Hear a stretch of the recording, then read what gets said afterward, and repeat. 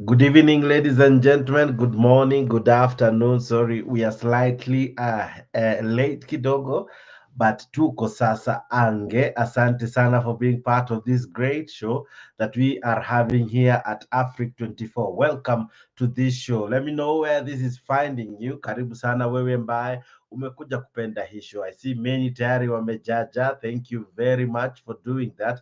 Equally, thank you so much for joining in this wonderful conversation that we are having just about now. All right. Hope you are well. My day was fantastic. I hope yours as well was quite as interesting as mine was. All right. We are about to have an interesting conversation. This is a show that you have come to love, a show you have come to tune in inapofika hii masaa, na ndio maana tumeanza regardless ya kuchelewa kiasi, lakini tuko rada, tuko ndani, tumejaja. Karibu tu sana. I am your host Jex, the moderator. This is your show, and of course, as usual, this is your host. Karibu sana. All right, let me know where you are finding this show from. Unanitazama ukiwa maeneo gani? Watu wa Kampala karibuni, watu wa Uganda karibuni, watu wa Dar es Salaam karibuni, watu wa Tanzania karibuni, wasee wa Rwanda vipi, mko ndani? Karibuni tu sana, wasee wa Mali, wasee wa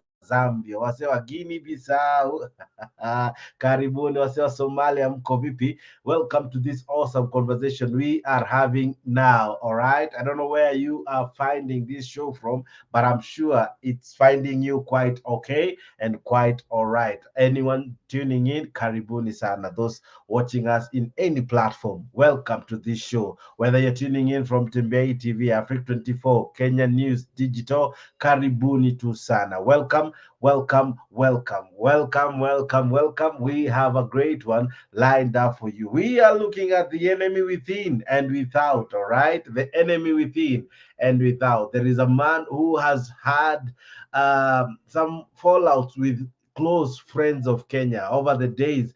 We have had some people who have lost close relationship that we always used to enjoy. We had a close relationship with Uganda, had a close relationship with Tanzania, had a close relationship with, of course, TZD, that is Tanzania, which I've said, Rwanda, which I've said, Uganda, which I've said. But you can imagine sasa tumeanza kuwa na challenge hadi na South Sudan, no, Somalia, the only two countries that we were able to see that William Ruto has failed, or rather has not rubbed bad shoulders with, is who? Your guess is as good as mine. Is South Sudan peke yake na Ethiopia. And maybe ni time to soon tutawarab, tutawarab tu vibaya tu sana. So I have a great one.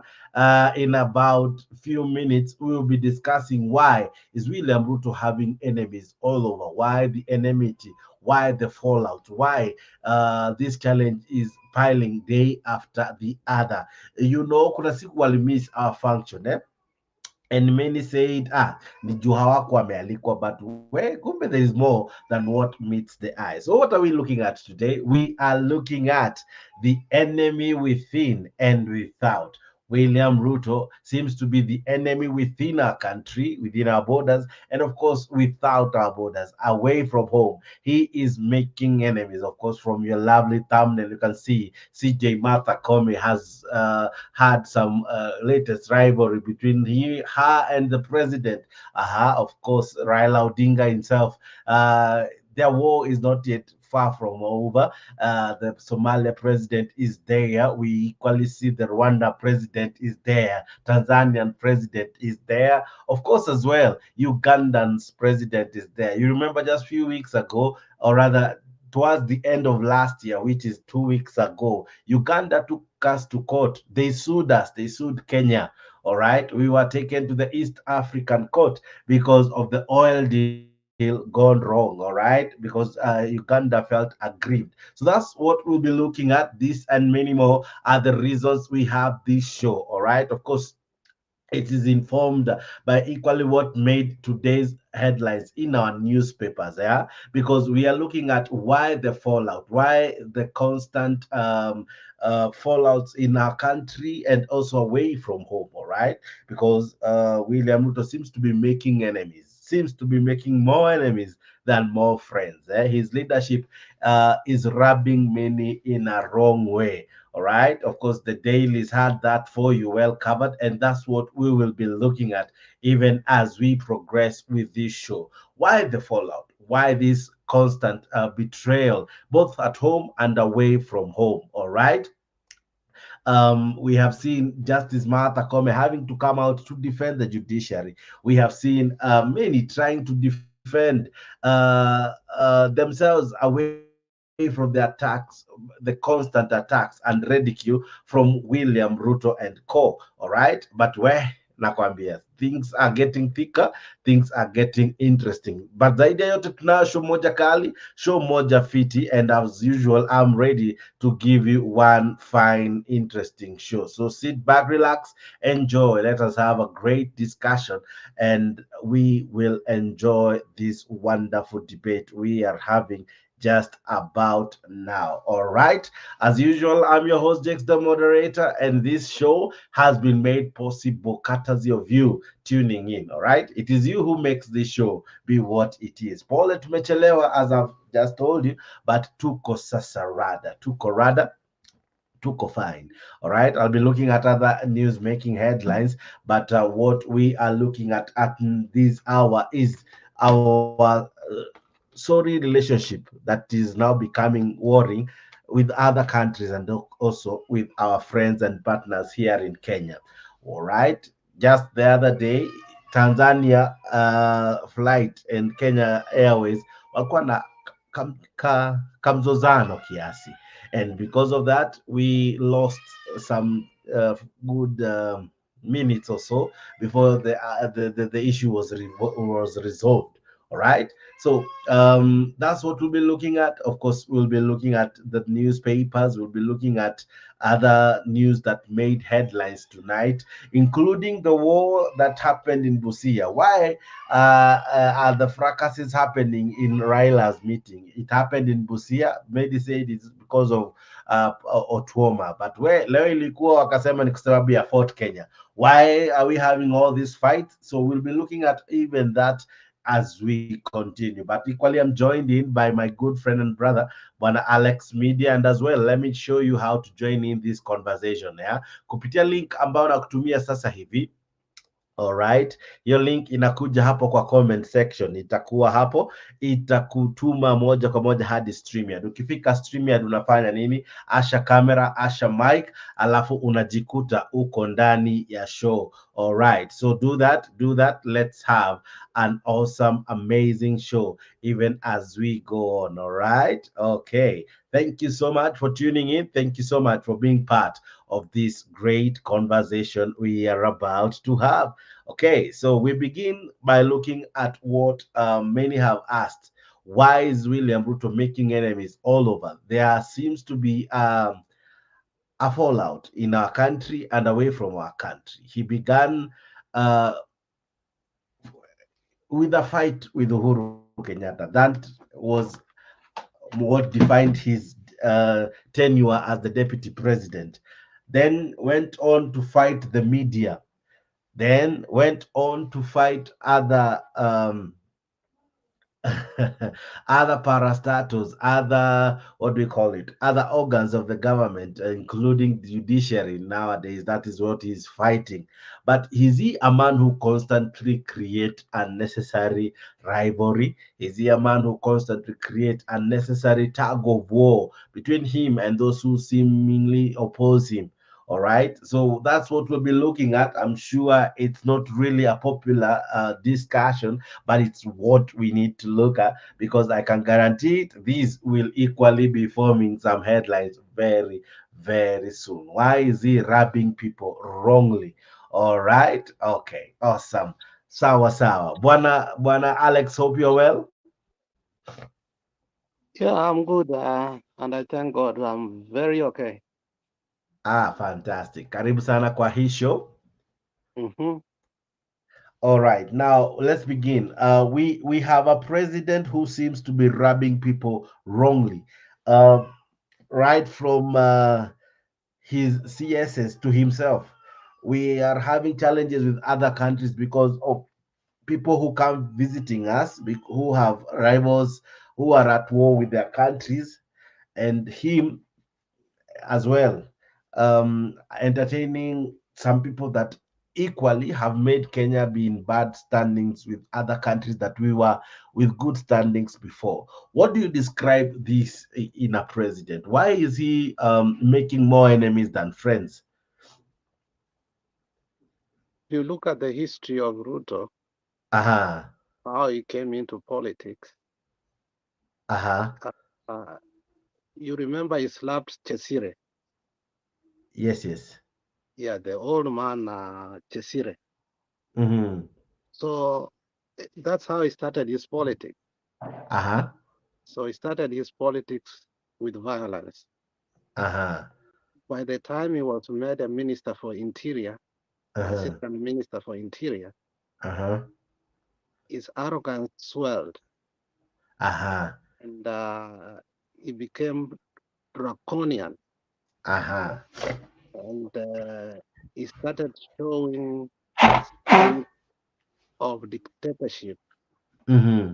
And Ruto is a man who doesn't. He will want you to listen to him, but Aha, he won't listen to you. aha, So he has, I think, a psychological problem uh-huh, that affects the way he leads. mm-hmm. I don't know how he got to national leadership, Aha, but however, the other day he wanted to go to Tanzania, he was blocked. Did you see ah, that? yeah, yeah, Yeah. So you ask yourself, why will Madam Suluhu block him? uh-huh, Why is Museveni not allowing him to go to Uganda anymore? uh-huh, It's because, first of all, he doesn't keep promises. Secondly, uh-huh, he's a liar. Thirdly, he's very arrogant. So these uh-huh, leaders that supported him, like Museveni, thought that Raila was bad. Now we have gotten a partner that we can work. So when it came uh-huh, to the the oil deal with that Uganda, he failed uh-huh, to deliver. He took the amount, aha, failed to uh-huh, deliver, and uh-huh, so, so you can see a man again who does not deliver his promises. So aha, there is a catalog of there is a catalog of list that if aha, that describing who Ruto is and why he doesn't get along with people, all uh, right, you will realize that he he's a man who, when he wants something, aha, he must get it. If he uh-huh, doesn't get it, uh-huh, either if he has, if there is a way he can revenge or he can uh-huh, get it by force, uh-huh, uh, he will do that. Like the way he took takes aha, land by force. He sends uh-huh, he sends somebody. He tells somebody, get out of your land. uh-huh, So that is the kind of the president we have. A man, when he aha, wants something, he will either use force, mm, he will either kill you, or aha, he will call you uh, corrupt. He mm-hmm, uses the corrupt tag to scare uh-huh, people. Yes. aha. So when you look at at this rift that is now brewing slowly but sure, Uganda took us to court, all right? Just the other day, Uganda took us to court because of the oil deal. Tanzania had given a no landing notice against our flight, that is Kenya Airways. Now here is a situation, as much as that was resolved, here is a situation brewing that our neighbors are not finding peace with us. Why is that so? Given that we have had a long relationship, good working relationship with these countries before.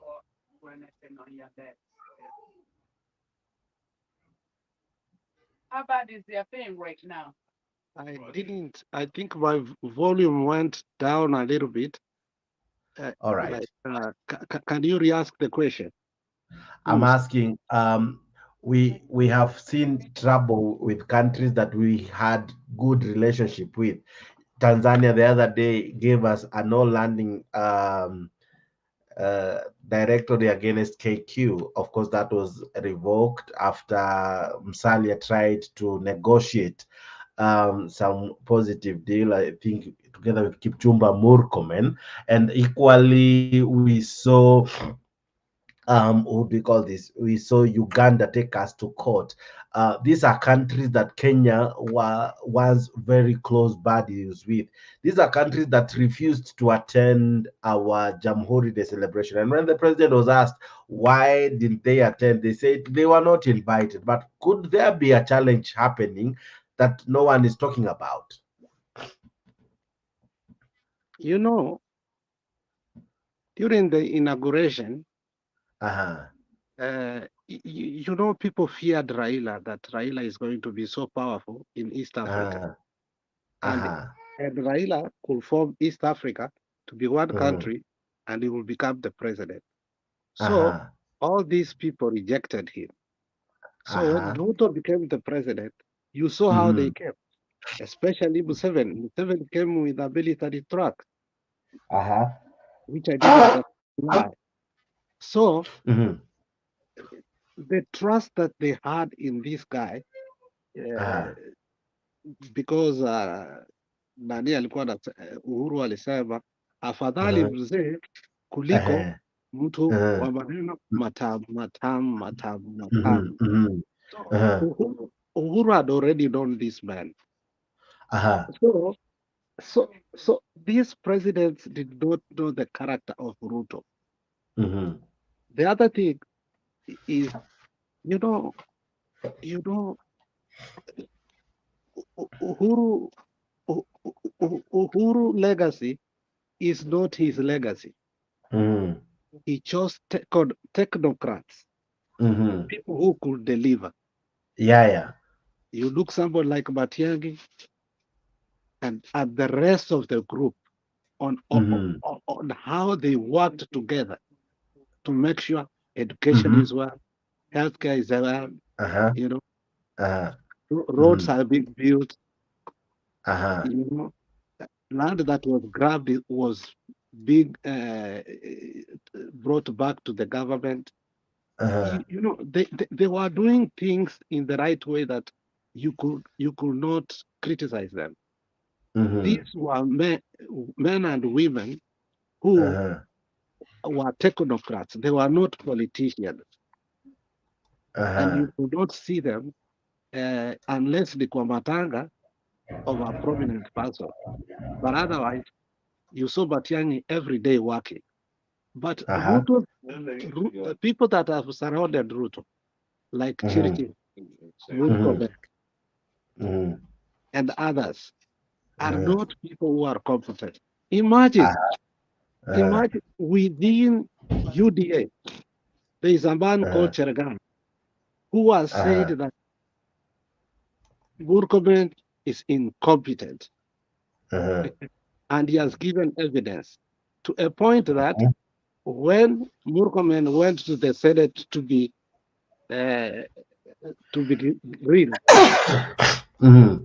they sent away Cheregai because Mm-hmm. Cheregai could have asked Murkomen tough questions, and those Mm-hmm. tough questions were not geared towards Murkomen; they were geared Mm-hmm. towards Ruto. All right.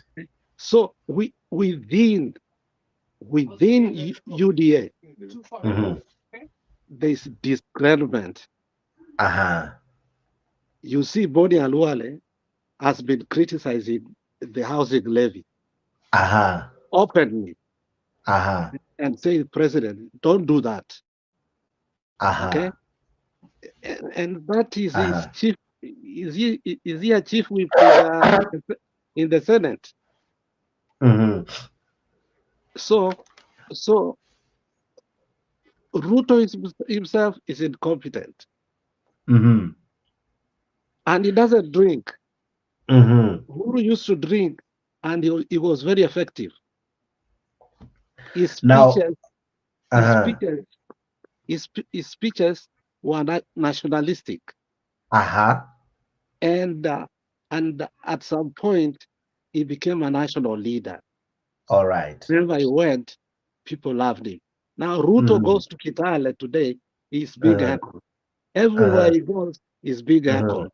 mm-hmm, You wonder why.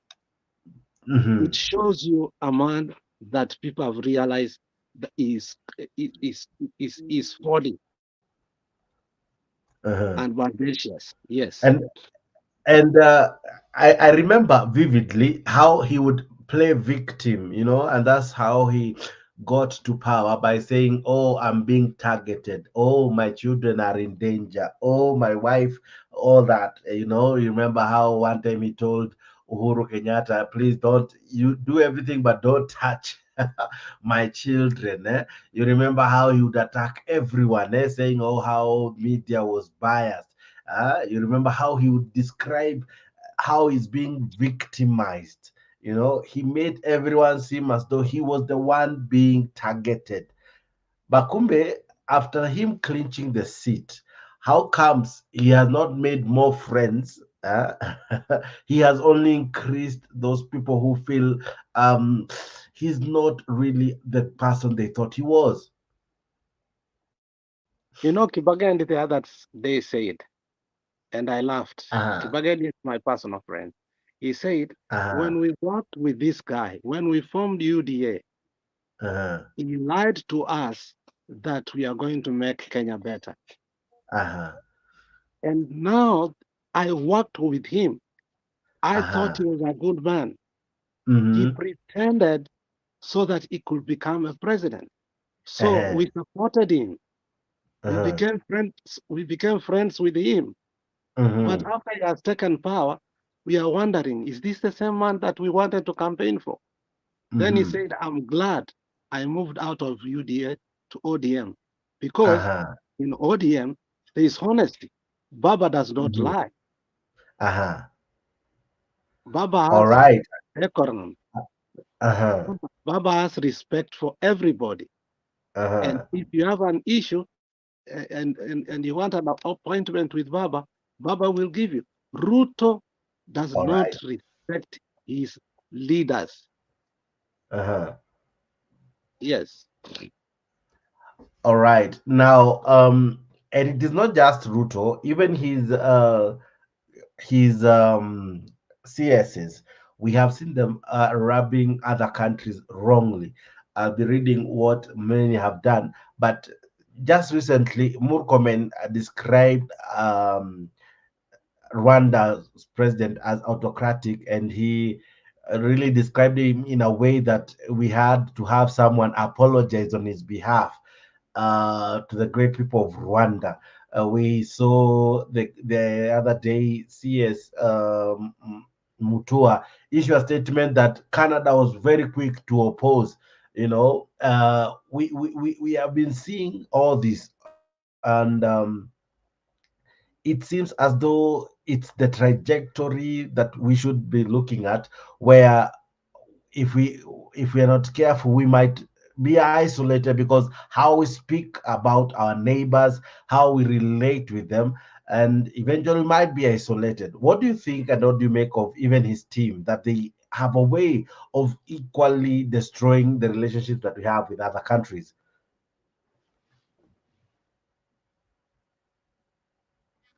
You know, when uh, when a minister calls Uh-huh. another president Uh-huh. autocratic, and he knows Uh-huh. that we have a relationship that is Mm-hmm. binding with Rwanda, because Uh-huh. most of our teachers have Mm-hmm. gone to Rwanda. Most of people who do IT have gone to Rwanda. Mm-hmm. You wonder, Mm-hmm. there was a time Ruto did something wrong when they were with Uhuru, Uh-huh. and Mm-hmm. and they were warned by Mm-hmm. United Arabs, Yeah, yeah. yeah, and they wanted to chase all Kenyans from there. Mm-hmm. within 24 hours. Uh-huh. Now, you see, when these ministers misbehave like this, it shows that, in short, let me tell you, Mm-hmm. when colleges rule, they rule autocratically. Uh-huh. They have that mentality of Koitalel, or the war mentality Mm-hmm. in their mind. They are Mm-hmm. not like Kikuyus when they lead, even though they are corrupt, they humble themselves. Look, people like Uh-huh. Muramura. The only uh, the Kikuyus that Ruto has taken this time, they are very arrogant. Uh-huh. You see, so Mm-hmm. he has taught his cabinet and the people that are close to him to be very Uh-huh. arrogant wherever he goes. And he Mm-hmm. does not condemn them when they make those mistakes. He- Uh-huh. I think there's something uh, after Madam Suluhu said, Mm-hmm. kuna jirani wetu hawana hata pesa ya kununua mafuta. There is Uh-huh. one minister who who who openly abused Madam Suluhu. Madam Uh-huh. Suluhu akafanya nini? Uh-huh. Akaignore. And the Uh-huh. other day, and the other day, when Suluhu gave a speech that the economy Uh-huh. has expanded and is doing so well, again, another minister uh, rebutted with an Uh-huh. abuse.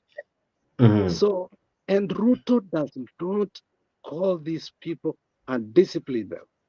Mm-hmm. Why? Because that is character. He doesn't he Mm-hmm. see it is wrong. Uh-huh. So that's the kind of man he is. Of course, today we looked at this, but I want to still read. In the Standard, this is how it wrote. This was today's newspaper. Of course, catch this show and every other morning here at Afrique 24, where we look and dive into the Yeah, newspapers yeah, and our daily. So today, this is what we looked at. We looked at the many battles Ruto is facing. Now, top on the list, they covered Abdel Fattah, of course, yeah, where he said that Fatah is from Sudan, is Sudanese, that in April last year, efforts by Dr. William Ruto to lead the Sudanese peace efforts were thwarted after Sudanese armed forces and Abel Fattah, one of the warring faction, questioned his what do you call it, neutrality on the matter. And Brahman said that Ruto was an old friend of his rival, Mohammed Dagolo, and of course, former deputy and now leader of the rebel group. So Dagalo was or is a friend of Ruto, and of course, Fatah felt that Ruto cannot be neutral. And you remember them saying, "We cannot allow Kenya," of course, through William Ruto, to lead the peaceful negotiations. So already Sudanese felt that hey, Ruto is not the man to lead the peace talk. Days ago, I think we saw Dagalo come to our country, and that equally still increased the bad blood. There is this other story about Felix Shikedi, where DRC president, of course, felt so bad when a statement was issued by their opponents in Nairobi. You remember that story where even some people had to disassociate with those sentiments. Of course, Kenya had to come out and defend herself. But this is a situation that is coming on to be like the trend of William Ruto losing close friends that we have ever had here at home and, of course, away from home. Is he a man who does not know how to nurture friendship,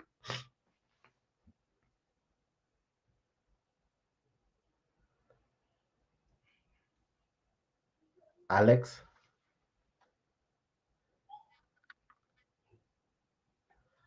Alex, are you there? All right. No, So I don't know. My voice keep on like when I'm listening, it keeps on cutting. So I don't know. I didn't hear again your question. I'm asking, why is William Ruto unable to keep friendship? Because some of the countries we are now not in good terms with are countries that over the decades have been close friends to Kenya. And this is a situation that now it's becoming unbecoming. If you have over 4 or 5 people who seem not to agree with you, or rather seem not to like what you're doing, I don't think all the 5, 6, 7 people could have the problem. The problem probably could be you. What do you think? No, if you are a person who is dishonest, Uh-huh. who is a liar, who Uh-huh. who is mendacious, Uh-huh. who is phony, Uh-huh. over time, when you realize these people, first of all, defraud you, Uh-huh. they are fraudsters. Uh-huh. So what happens is, uh, once you see somebody like that, you protect yourself by telling them, stay away from me. Uh-huh. So he is unable to keep friendship because he lies openly. You see, he Mm-hmm. say he says by January we are going to have Uh-huh. free visas. I don't know if it has started rolling. Has it?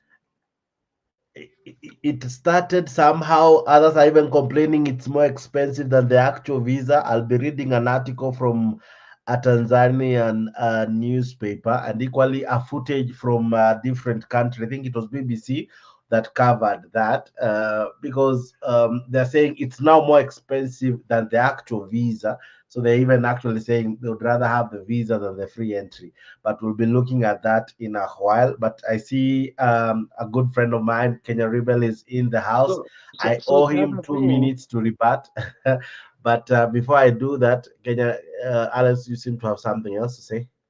yeah, you see, Atuoli, was it yesterday, openly said, Ah, Bwana President, there's so much corruption in the airport. If if you have a phone, you are being taxed. If you have two phones, either they will take it or you have to pay the price you bought that phone. And that's it. mhm, And aha, he said the foreigners are being harassed in the airport. mhm. That's that's Atwoli who said that. Yeah, yeah. My friends who have gone to, there is a lady friend who went to Kenya. She had an iPhone. Aha, She was told to pay $200 aha, before she gets out. She tried to refuse. She was kept mhm, there for 3 hours. She decided to do what? To pay the $200. You see, mhm, Murkomen is he has ministers who are very incompetent aha, and very corrupt. aha, You see what the guy has been saying aha. about the 100 million bribe that he got from China, Yeah, yeah. and what he's going to look for China is contractors to build a road, no, to renovate the airport and and the leaking roof. Uh-huh. Do, do you think Kenyans cannot fix a leaking roof? Uh-huh. So that's the kind of people that surround Ruto. People who Okay. cannot give him wisdom so that he is able to govern this country very well. Mm-hmm. I want to bring in Bwana Kenya Rebel as well. I'm sure he'll have a different approach. But equally, thank you so much, those tuning in and joining in, as well as finding the show through our various platforms, and equally subscribing to Afric 24. We are so grateful that you are doing so. Asante sana pia wale ambao wana comment, naona kina Goodyear wamejaja. Asante tu sana. Kenya Lee, how are you? I'm fine, Jakes. Niambie. Mambo namna gani? Fantastic. Niko mzima kabisa. Now we are relooking at a topic we began in the morning. This is part two of it. We are asking ourselves, why is Ruto making enemies with everyone? Of course, the one that is recent is the one that is having with the courts. But this is something that is not only in Kenya but has been both home and away. We have had presidents issuing statements, issuing what do you call it? Some sentiments because they feel aggrieved by either Ruto's conduct, his CS conduct, what they said, the statement they issued. And of course, it's not rubbing or sitting well with our neighbors. And of course, the dailies today, both Standard and Daily Nation, really focused on that. And that's what we felt that let's try to really polish on that and equally see what could be causing all this drift from our long-term friends. These are friends, these are countries that we have been close partnership with. You have Uganda taking us to court. You have Tanzania giving a gag order, or rather a non-stop or landing um, restriction to Kenya Airways. You have had CSS issuing very funny statements against some countries, including Rwanda. You have had enemies of their countries, of different countries, landing in Kenya, creating a stiff with their home countries. Like Sudan, like what happened with Sudan, like what happened the other day with Felix, where he felt that a statement was issued in Nairobi, and it's a statement that he didn't like. All right. So, what do you make of this unbecoming fallout between our country, Kenya, and our neighbors, and of course, also within? What do you make of this? How do you feel William Ruto is headed in as much as our country and other countries' relationship is involved or concerned? Uh, okay, can you hear me, Jakes? Yes, I can hear you. Uh, I read Musalia Mudavadi's tweets earlier today or yesterday, and you mentioned that whole Kenya Airways and Tanzania Airlines have been ironed out, so problem solved. But it's not uncommon for two countries to have diplomatic problems, especially neighboring Uh-huh. countries. Uh-huh. So I'm not worried about Kenya's position uh, with his neighbors. Uh-huh. This is common. But I just wanted to go Uh-huh. back to what Alex. I think Alex is like a Azimio propagandist, and is doing a terrible job at that. You can't come here and Uh-huh. tell us that Uhuru was nationalistic, and even though he was a drunk, he was bringing people together. Who are you fooling? Unless you lived in another Kenya when Uhuru was the president. Uh, Uh-huh. this is the kind. This is the kind of take that we have to be honest with ourselves. If we want to move Mhm. forward as Kenyans, you Mhm. can't say that Uhuru was much better than Ruto. They are both suffering from the same things. The things that Ruto is Mhm. doing right now, whether it's the fight with the judiciary, wanting to meet the judiciary, corruption, these are the same problems. If anything, they were worse under Uhuru Kenyatta. Then you have Mhm. someone here who wants to revise history by telling us that Uhuru was such a great leader. You know, people like Alex should not be let speak in public places. We should shun them and shame them for their hypocrisy. What I'm saying is this: again, regardless of what Ruto is going through as a president, whether he's lying, whether he's diplomatic jabs with other countries, what Morkomen said about Rwanda is not a lie. Nani is a despot. What is there? This Rwandese president is a dictator. It's not a secret. So saying it is not a problem. We should say it as loud as possible. Okay, and even Ruto should say it. Okay, we shouldn't be scared of him. Who is Kagame? But anyway, so to me, I always say this, Jakes. Ruto's presidency is an extension of Uhuru Kenyatta's presidency. There's nothing wrong. We can argue about who was worse. Still, in my argument, 10 years of Uhuru Kenyatta still does not defeat Ruto. Ruto is working hard to meet up with his mess up, but still, Nani was the devil himself, Kenyatta. All right. When you look at some of the countries that have come out to really complain of their relationship, Uganda equally has made the list. And when it was the DP, many would say that Museveni was his close friend, but this is now a relationship that seems to have gone sour. What do you make of it as well? Museveni is a senile old man that needs to hurry up and die. Really? Yes, really. The atrocities that this man has caused especially killing the Acholi people of Uganda. Do your history. Museveni is not a nice man. He's not a nice man. Yes, he took out Idi Amin, but he's not a nice man by any means. Do your history. He's a nasty, nasty man. And actually, he played a role in taking out on Gaddafi actually coming down. He always wanted the new after Gaddafi. So I don't feel sorry for Museveni. And actually, Museveni was assisting Mungiki during when people were being killed in Kisumu. He was helping Mungiki, the forces with under Uhuru, to kill Luos in Busia, in Kisumu. So yeah, like I say, Museveni should hurry up and die.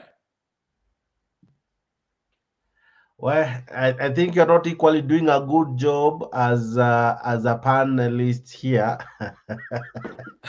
and because we never advocate for anyone's death, whether good or bad. That's not our role, even as a media fraternity, all right? And well, sour. His sentiments as are his. We wish everyone long life and prosperity.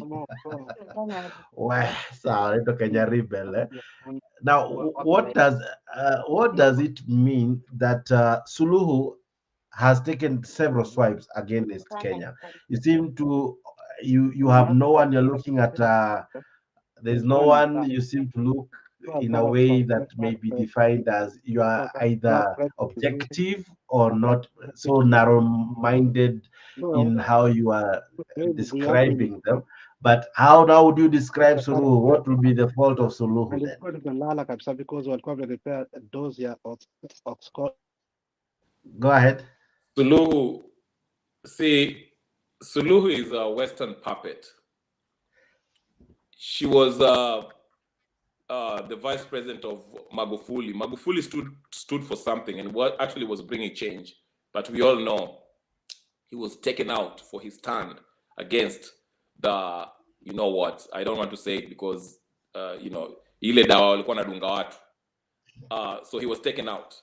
Okay, Suluhu came in and, he started jailing people who were speaking against her presidency. Remember, there was a guy who was mentioning the controversy about the ports in Tanzania, that the ports in Tanzania has been taken over. It's been controlled by the United Arab Emirates or something like that. So he started jailing people. So Suluhu is also a Western puppet, just like Ruto. I don't think much of her. I don't think she's a strong leader. She's a follower. She's not, from where I stand, I don't think she's someone who can bring meaningful change. The changes that you see, those are things that Magufuli actually put the foundations on them, that she's following up. But she has started destroying democracy in Tanzania. So to me, Suluhu, I'm not a fan of her. Uh-huh. Uh, Bwana Alex, let me come to you. The president was having a close relationship between himself and the Ugandan president, but that seems to have gone south. When he was the DP, he would go to Uganda one too many times until one time he was stopped at the airport. You remember how that time many said that Matiangi did wrong for denying him the ability to leave the country and head to Uganda. You remember all that, where others left, but him, the deputy president, was denied that time an opportunity to leave the country. Now he's now the president. No one can deny him anything. If anything, he is the one to say what happens. But I'll still ask you that question even as Alex is coming back. Why is it that now, when he's the president, instead of increasing his friends, he seems to even lose those who are close to him? Bwana Kenya Rebel. You know, sometimes you can lose friends because of the things you're doing, maybe because of your principles or because of your actions or what you're trying to achieve in goals. Let's All say, right. let's say right now, Jakes, if you're planning on becoming a, a professor, you know, that means you'll have to do a lot of spend a lot of time reading, and you'll have less Mm-hmm. time hosting this show. So when I Mm-hmm. call you and tell you, Jakes, Mm-hmm. can you please come to the show so we can argue? You will, you will tell me, no, you can't. And we can just naturally part ways based on your goals and my goals. So Mm-hmm. it happens. There's nothing wrong. But as I say, Mm-hmm. uh, losing Museveni as a friend is not a bad thing. This guy was sending his Ugandan armies to kill people in Migingo Island, killing those fishermen, Kenyan fishermen. He Mm-hmm. was throwing them and shooting them, arresting them. So Ruto should not feel bad for losing his. And you remember his son, that spoiled brat, who was talking about he will take over Kenya, Nairobi in 24 hours if he had his way. So Mm-hmm. no, in fact, we should celebrate that our president is not friends with that murderous dictator.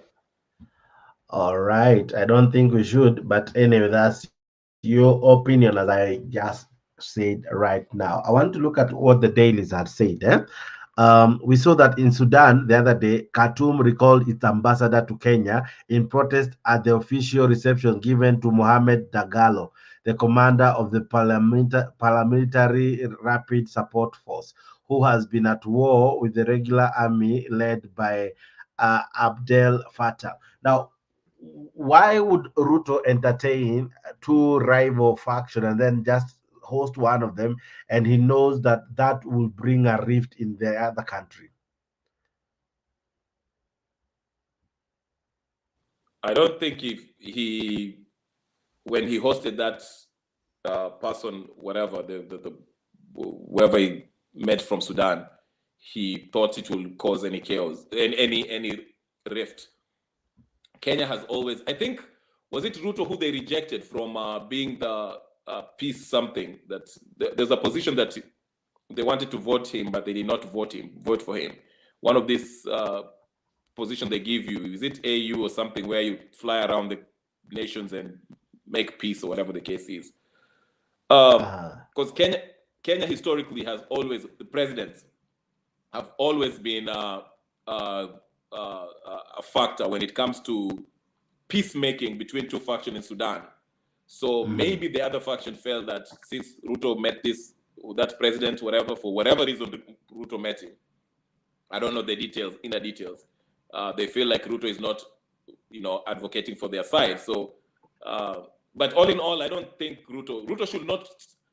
Let me just say this: the president of Kenya should not turn down anyone just because you know uh, that person has a problem in their own country. That's their issue. Okay, if the other side wants to uh, use Ruto to help bring peace, then they should reach out to Ruto. But it's not up to Ruto to actually, that's not Ruto's fault. I don't see how that is Ruto's fault. Whatever is happening over there, he just hosted somebody in their country. So I don't Yeah, know. it's not his fault, but it led to them recalling, or rather, it led to them recalling the ambassadors. That means that they are not even interested in having someone represent them in our country. And that's not just Sudan, for your info. There is also DRC Congo that was miffed by the activities of an opposition figure in Nairobi. And you remember, uh, they had to recall the ambassador to Kenya, of course, Kenya's foreign affairs ministry, because they felt they had a strong disassociation because of how Kenya allowed the opposition or some people from the opposition to issue a statement while in Nairobi. So even up, what do you even describe that okay, you would defend the Sudan? What would you say about Congo now?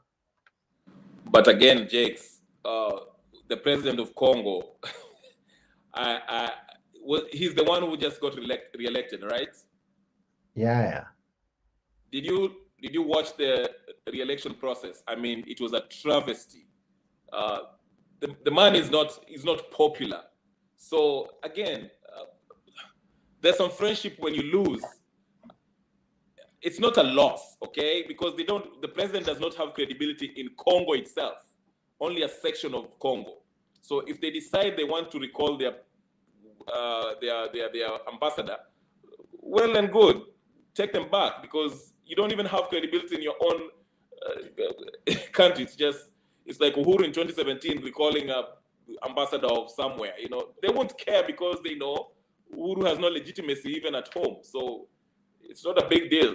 Do that. So I don't see it as a problem for whatever. All you have to do, Jakes, just get into your internet and see the re-election of that president. I forgot his name. I mean, everyone knows he did not win. It was ridiculous. All right. Now, you now make me do what I don't like doing. I want to put you on the spot. Now, Put me. according to you, who should we now attract? Now that you seem to have no problem us losing, so who should we attract then? Because we cannot live like an island. We cannot isolate ourselves. Yeah, because if you speak that, hey, no problem, losing Flani, let them go. Hey, and you forget these are people who we do business with, the first country that is the leading exporter, or rather the country that we export most to is Uganda. It's top on the list. Of course, DRC is there, Tanzania is there. So you have no problem us losing them. So who do you want us to gain?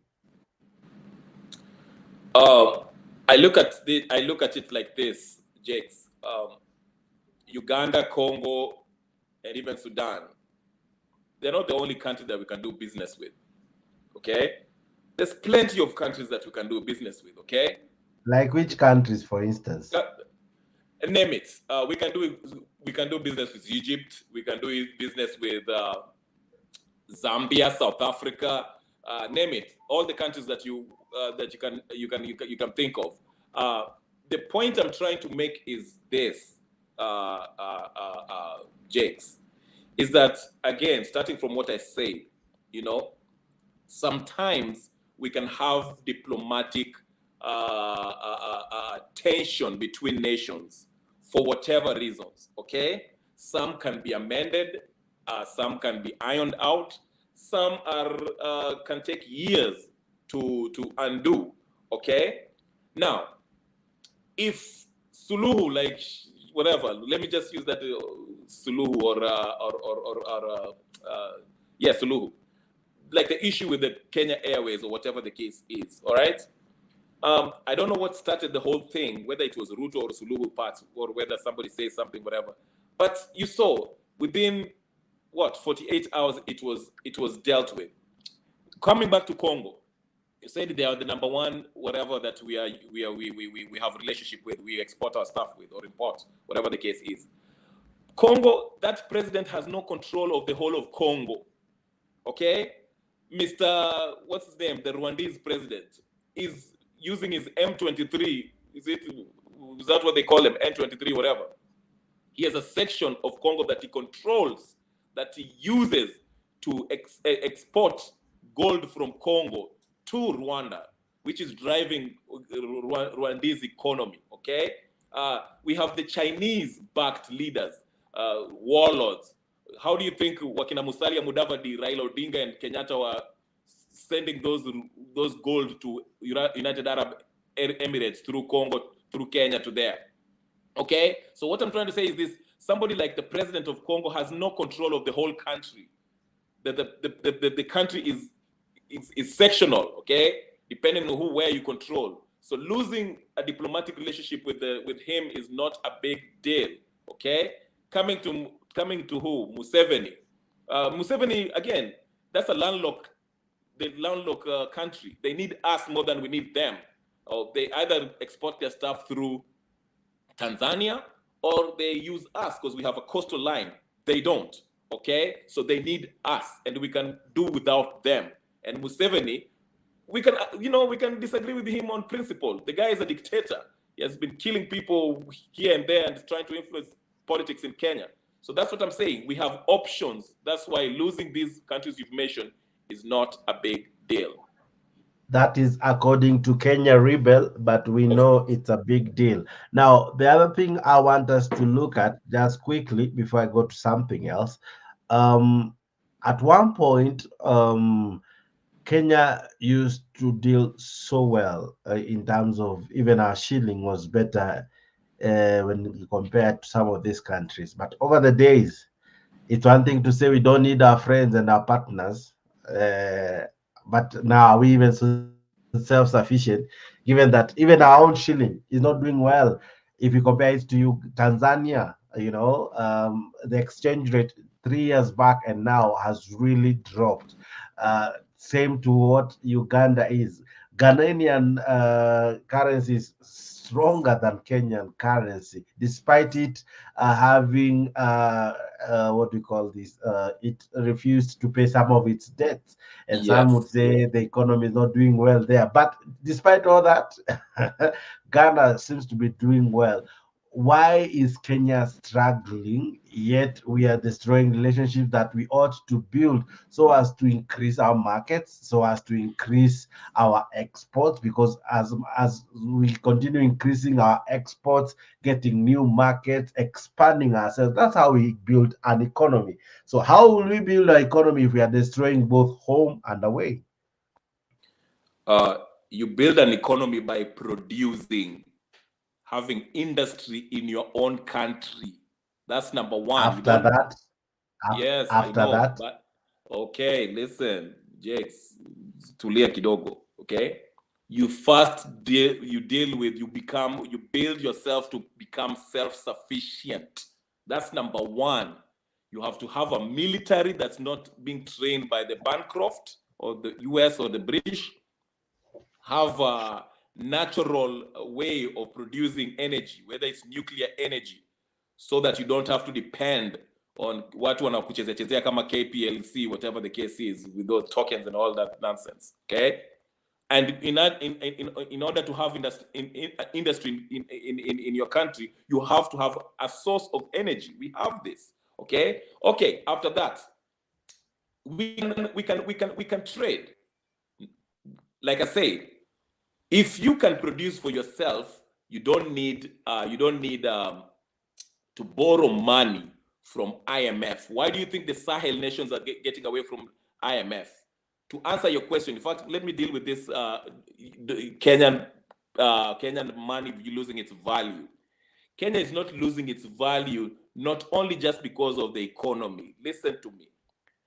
Nani, David D wrote in his tweet, and he was very categorical, and he said, Kenya is among the African countries, even Ghana.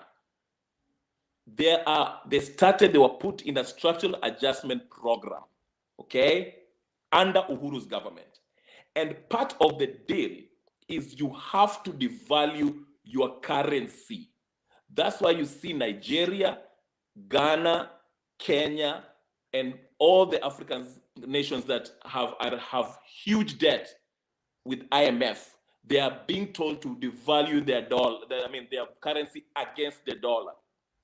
Part of the reason is because worldwide, Jake, this is what is happening. The dollar is losing its value. People are dumping the dollar. because it is not backed by anything. It used to be backed by gold. It's not backed by anything. That's why you see BRIC nations are going to start their own currency. That's why you see the Sahel nation, Mali, Burkina Faso, and Niger, they want to start their own currency backed by gold. Everyone is dumping the dollar, okay? So these countries that have wakona loans, the IMF, the Americans and the British are forcing them to devalue their money against the dollar so they can be dependent on the US dollar. Uganda has one of the huge gold deposit in East Africa, okay? Why are they still pegging their money against the US dollar? Why? Because they have been told to, they have been forced to. That's why you see Museveni now has started looking at East, is looking at Putin. So the dollar losing its value, the Kenyan shilling losing its value against the US dollar, it's not just because of the economy.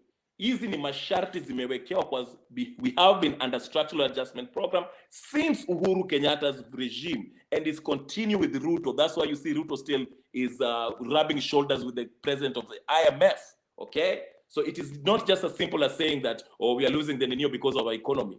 Kenya is producing a lot of Ninio. Iko na pesa mingi. Kenya's economy is very good, but corruption inawaangusha, corrupt leaders, including the Ninio, administration and the previous administration. Hiyo ndio maana tunaanguka, but we can actually be self-sufficient. Now, if you're self-sufficient, you can choose who you want to do business with because you're not depending on doing trade with other people to survive. That's why you see these people always want us to be dependent on them. I hope I'm clear on the basic understanding of how you can be self-sufficient economically. Tell me a country that is doing what you're saying. Russia, China. Who else do you want me to tell you? Burkina Faso, they are working towards it. Mali. Who else? Is it Namibia? There's one that this country in the desert here is doing very well. Not Namibia. What is it? It's karibu na South Africa. It's near South Africa. What is it called? Not Namibia. It's Botswana. Okay. There's different countries that actually, they're self-sufficient. Okay. They choose who they do business with.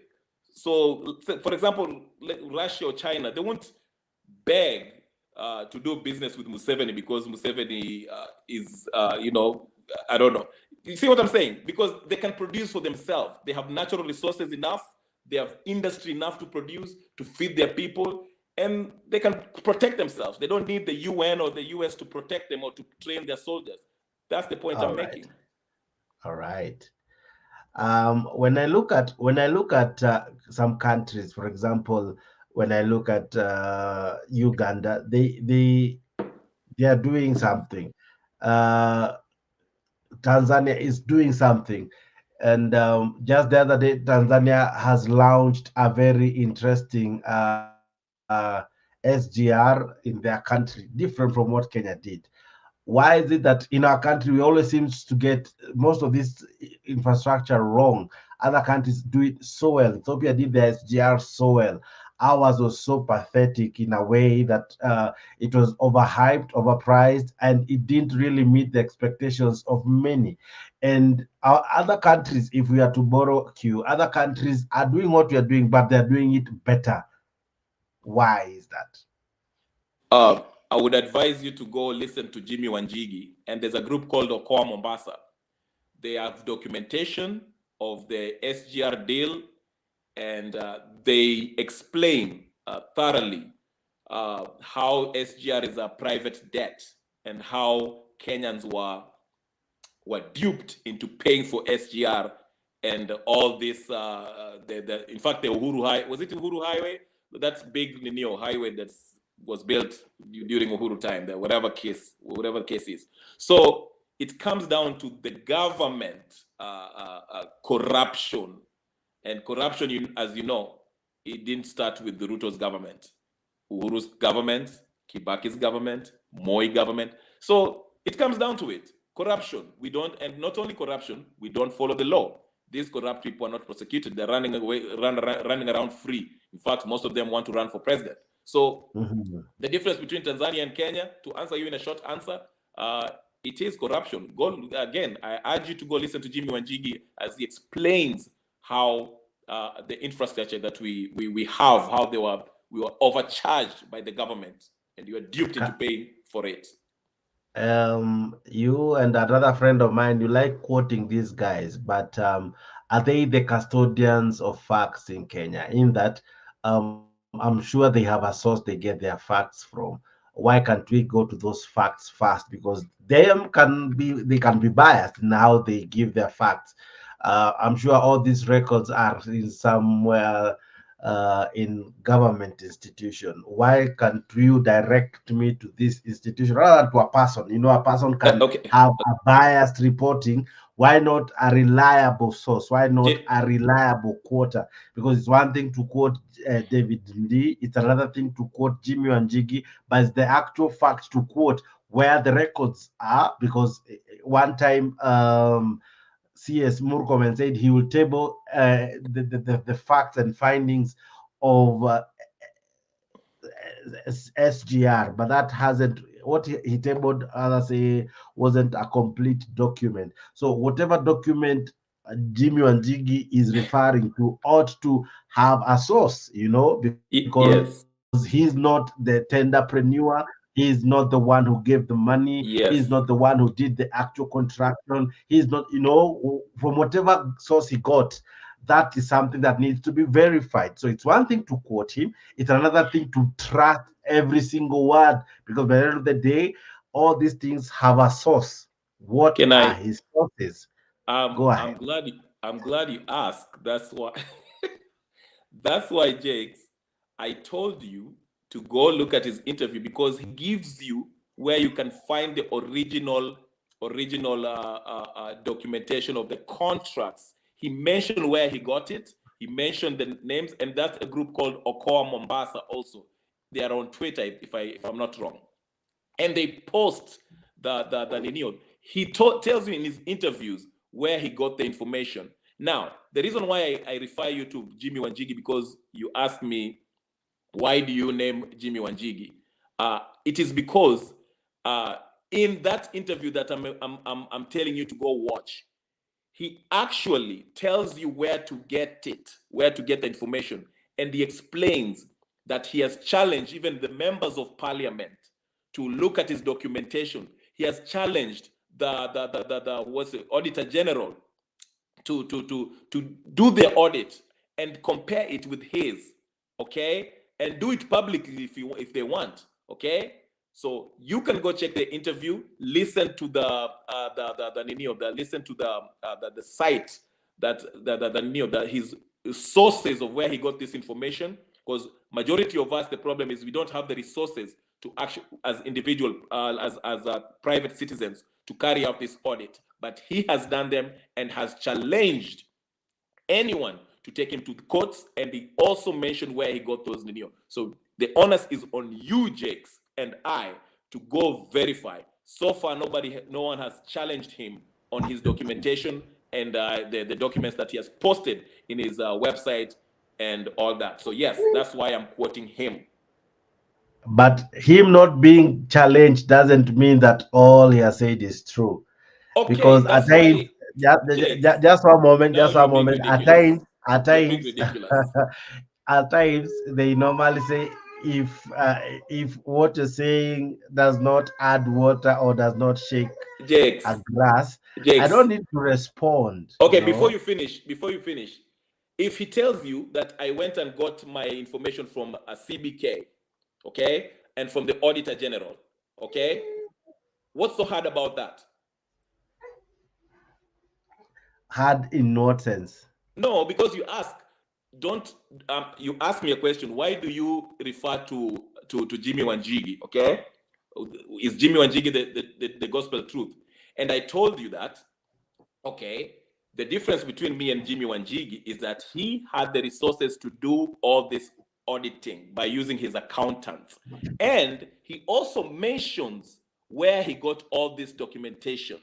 Now, if you're asking me, I can't give you the new, I can refer you to his website, his interview, where he mentioned where he got all of these documentations. And I told you about the Okoa Mombasa page in Twitter, where they posted the original contracts of the SGR. So why is this complicated? And as I mentioned, he has also challenged, he has tried to invite members of the parliament and senators to look into his by mentioning all this, to challenge if it's wrong or not. He's even tried the Auditor General. All right. So why is that so complicated? All right, enough of Jimmy Wanjigi, because by the end of the day, as I've said, it's one thing to cite them, but it's another thing to really have facts with you. Right, but because they are just like you where and to go me. get it. They do their digging.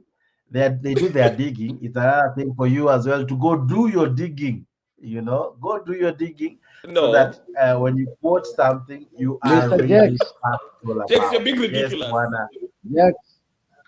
Am I?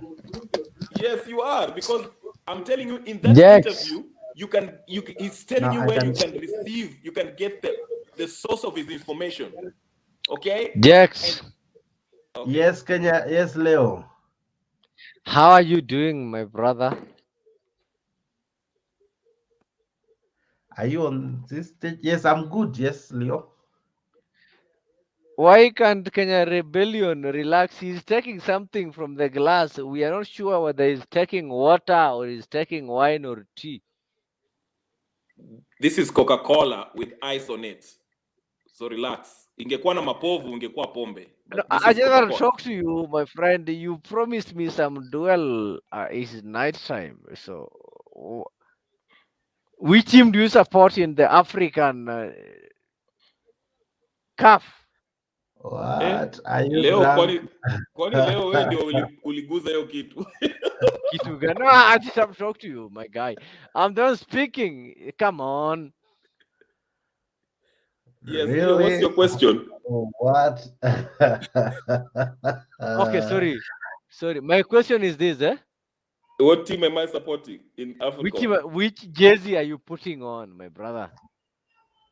This is Chelsea scarf. I'm a Chelsea is Chelsea for fan. those people who keep on hair and wanaenda kwa salon. So when are you going to salon? Okay, away from that, let me get to the topic. Why is Ruto making enemies with everyone? It's so obvious. Ruto is just a idiot. When he came for the first time, he pretended to.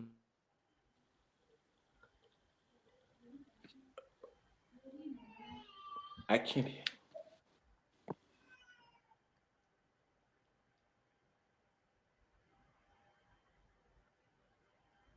All right.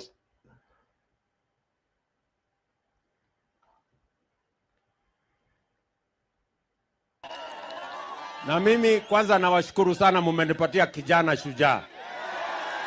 Huyu Mushira iko kwenye katiba, mpango ambayo iko kwenye manifesto. All right, just one moment. Kenya Rebel and Mr. Leo. Leo umefanya ile kitu sawa. Now what do I do when All right, interesting. Allow me to do this just now. I'll be coming back, but I'll leave you with this. I'm taking just 2 minutes of commercial break. I'll leave you to listen to this speech by Martha Koome. The next question is whether we are intimidated by the barrage of attacks. I think I stated that in my first statement when it happened.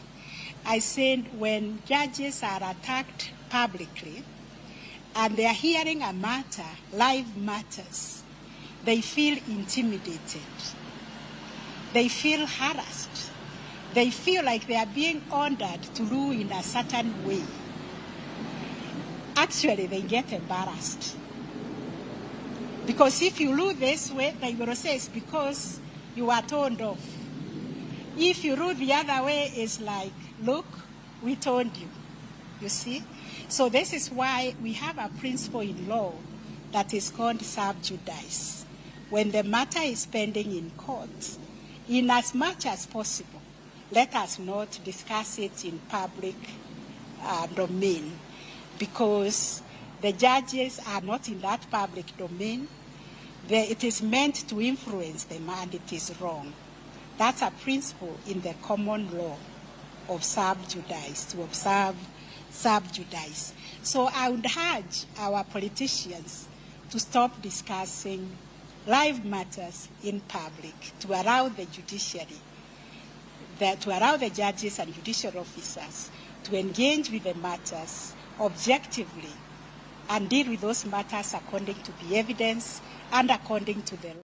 Wallet yangu niliwacha All right. Now, Alex, you're back, and sorry, I had to take that commercial break urgently. I rarely do that. No, All we right. rudisha Now, Leo hapa. no. I We have a like way. I Leo. like maintaining the integrity of everyone. Hata wewe ukikuja hivyo, I'll have to do that. Eh? All right, that's our good able panelist, Bwana Leo Nyabaya. He was quite active some few minutes ago. We had to take a commercial break, but we are back. Asante tu sana. Now, let's now come back home. The fight between the judiciary and the judges seems not to be going anywhere anytime soon. Today, Raila Odinga made very harsh statements. I don't know if FIDA kesho watatoa sentiments. He described the relationship between Martha Koome and the president. If they go to bed together, he used the word usherati. The TVs had to censor that because it was quite nasty. I don't know if women of Kenya tomorrow watajitokeza huko nje because if it was William Ruto, everyone will be outside complaining at haki za kina mama. But now here is Raila Odinga, who has made a statement that is demeaning to say the least, to Martha Koome. As a old lady, I think she deserves respect, even if we don't agree with her. The word usherati in English is prostitution. I think it's quite unfair to use such derogative words, even if you feel aggrieved. And it is so wrong. I know many will agree or not agree because maybe you support Baba, but I tend to think it's not proper to use such words. But what do you think? Let me begin with you, Alex. What do you think of Baba's statements that ni usherati kushiriki Ruto na Raila, Ruto na Koome wakishiriki itakuwa ni usherati? What do you make of such a statement, Bwana Alex?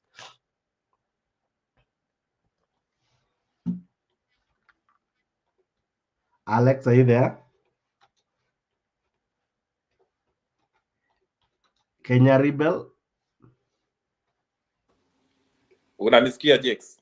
Nakusikia. Unajua there's something about unafanya hiyo kitu nani wewe. Haya. Go ahead. Sorry. He's still in I think he's getting visitors in his room, but go ahead. Yeah, I couldn't agree with you more, Jex. Hiyo mambo ya kutumia, especially if you are somebody like Raila Odinga, you don't use words like that, you know. Hiyo ni madharau hata kama you agree with them. So there I have no squabble with your position. I agree with you. That's just ingekuwa Ruto angesema hivyo, I'm telling you today people will be marching and kungekuwa na maandamano sahi. But yes, I agree with you, Jex. Because I'm sure if this came from a UDA supporter, if this came from someone who is not Raila Odinga, hata FIDA wangekuwa on the streets wakisema kina mama wametukanwa. Anyone would come out and bring the gender card, because this sentiment, personally, as much as I'm moderating and I'm supposed to be neutral, this one I totally disagree with it.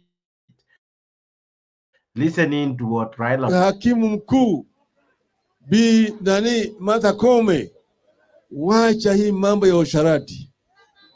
Wacha usharati. hapana kwenda kuolewa na executive. Eh? Eh? Eh?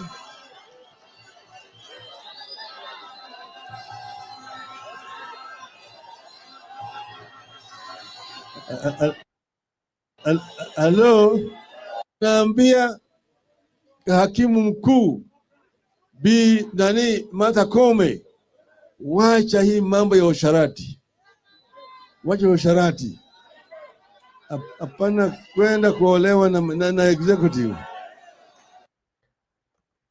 That statement alone really wasn't becoming of Raila Odinga. He is a national figure. He is a leader that many respect and many really celebrate. So this alone, I'm sure, I expected to have women caucus come out and really defend Martha Koome. But because it's Raila Odinga speaking, I'm almost certain no one will come in her defense. Yeah, that statement I think is demeaning. It's unbecoming because I respect and I celebrate all women leaders, and I feel that Martha Koome, despite her challenges and her woes right now with the president, she deserves respect. She does. She does deserve respect because she is the president of the judiciary. Despite us not agreeing with her, our words should be measured. At times, we should measure our words because this one, I feel from where I sit, I feel I should have a position, and I totally disagree with this sentiment. Naambia hakimu mkuu Bi Martha Koome, wacha hii mambo ya usharati, wacha usharati, hapana kwenda kuolewa na executive. Eh? Eh? Eh?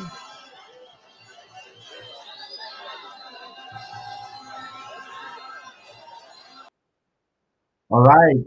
I know Mr. G would agree with me, but what do you make of such statements, Bwana G? Okay, how are you, Mr. Jex? I'm fantastic. Today I've been so busy till now. I'm still in the port na sijajua kabisa I what is understand. happening. Ni vile tu nimeamushwa sahi with one of our brother na nikashtukia wacha tu niingie kwa show nione nini inaendelea. So there's something you're speaking about, but I don't know exactly what is really happening. Now, here is a statement by Raila Odinga. He went further to describe the relationship that may happen between Ruto and Martha Koome. He described it as usherati. There is where umekuta tukidiscuss. It's what today ilinigwara bifani. So let's listen into what he said, and then maybe I have your sentiments of the same.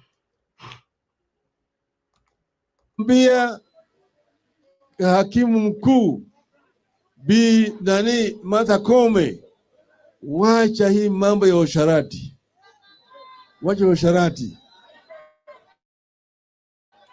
hapana kwenda kuolewa na executive. Is it proper to use such words on Martha Koome? Because I think she is a woman, all right, but why is it that it's so easy for men to when they feel they have been aggrieved by women, to hit low, to go sexual? Why is it so easy for them? You know that because they are hate with women, no. Okay, I am an Azimio supporter. Even though I don't always agree with some words that Baba always use. Those other words, I always don't agree with them. But this word here, he used awache malaya. And he was talking about mambo ya siasa. Yani mambo ya kumangamanga. You know, when somebody talks about malaya, this thing of somebody ambaye hana msimamo. So to me, okay, as much as I don't agree with some of the words that Baba uses on this woman called Koome, to me, Koome is a demon. To me, Kome is a hypocrite. So when You're Baba not uses even that word, making it I easier. will agree with him. I will agree with what Baba says concerning this woman called Uh, Kome. Kome is a demon to me. Is a demon. really? Okay. We, nakwambia hii show ya leo ni ile show eh? Why would you describe her even in a more nastier way than Raila Odinga did? This woman destroyed my heart. He crushed my heart totally. When we try to complain about the last year's election, tunampatia Mm-hmm. our evidence, at least angalie our evidence, and he just Mm-hmm. go ahead another kutita hot air, another kutita white goons. This is a demon. Baba should use every word that he can pronounce to describe her. He just Baba use every word that comes to your mouth. Describe her. Every word that comes.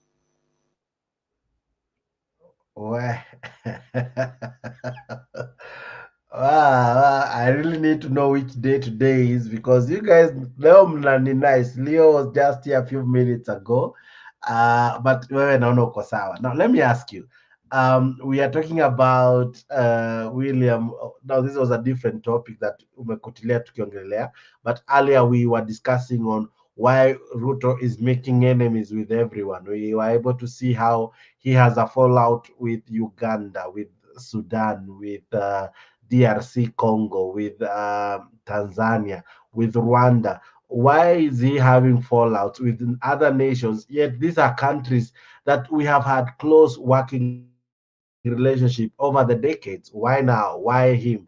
Why is Ruto not making more friends but foes?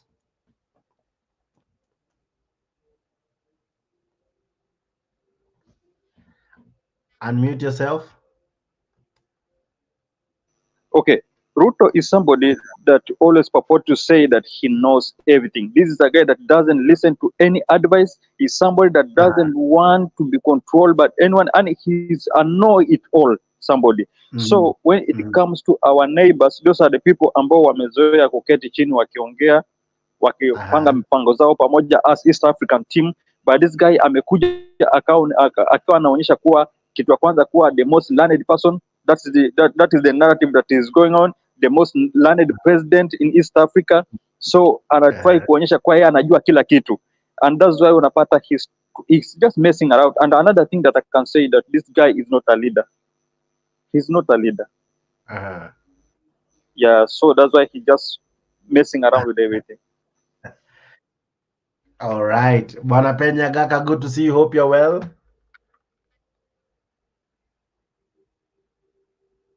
Penya Gaka, you okay?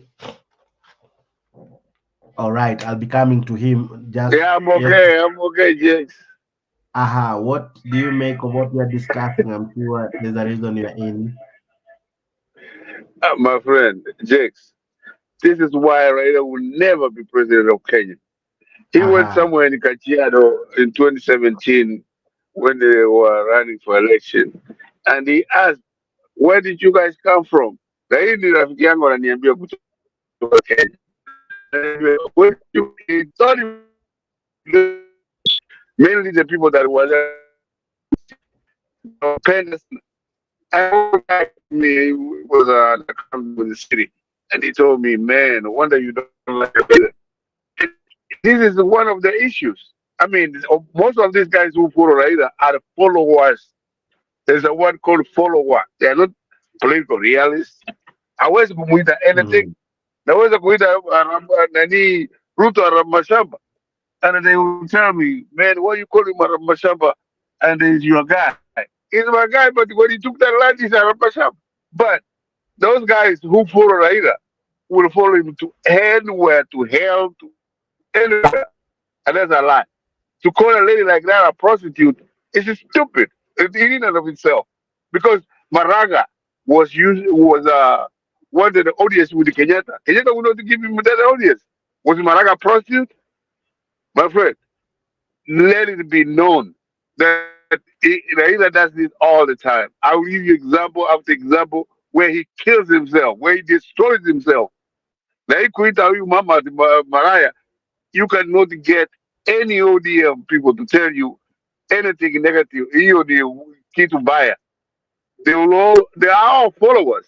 That's it. I have a lot of them as my friends, but they follow. There is a difference between followers and independent thinkers. That is an insult in mbaya sana. As a father of daughters, that's an insult that can go very far. Hiyo tu. Thank you, Jackson. All Thank you, right. baadaye ni Uh, statements. all Nyagaka, right. Nyagaka, Now, Mr. G, Yeah, Mr. that's G, how are he you a called himself. follower? All right. I am Mr. a G, are follower you a and a follower, supporter. or are you able to think on your own to the level that you can be able to deceive her when someone uses very nasty even if you don't agree with her? What she is a position that is respected worldwide. She is the Supreme Court president.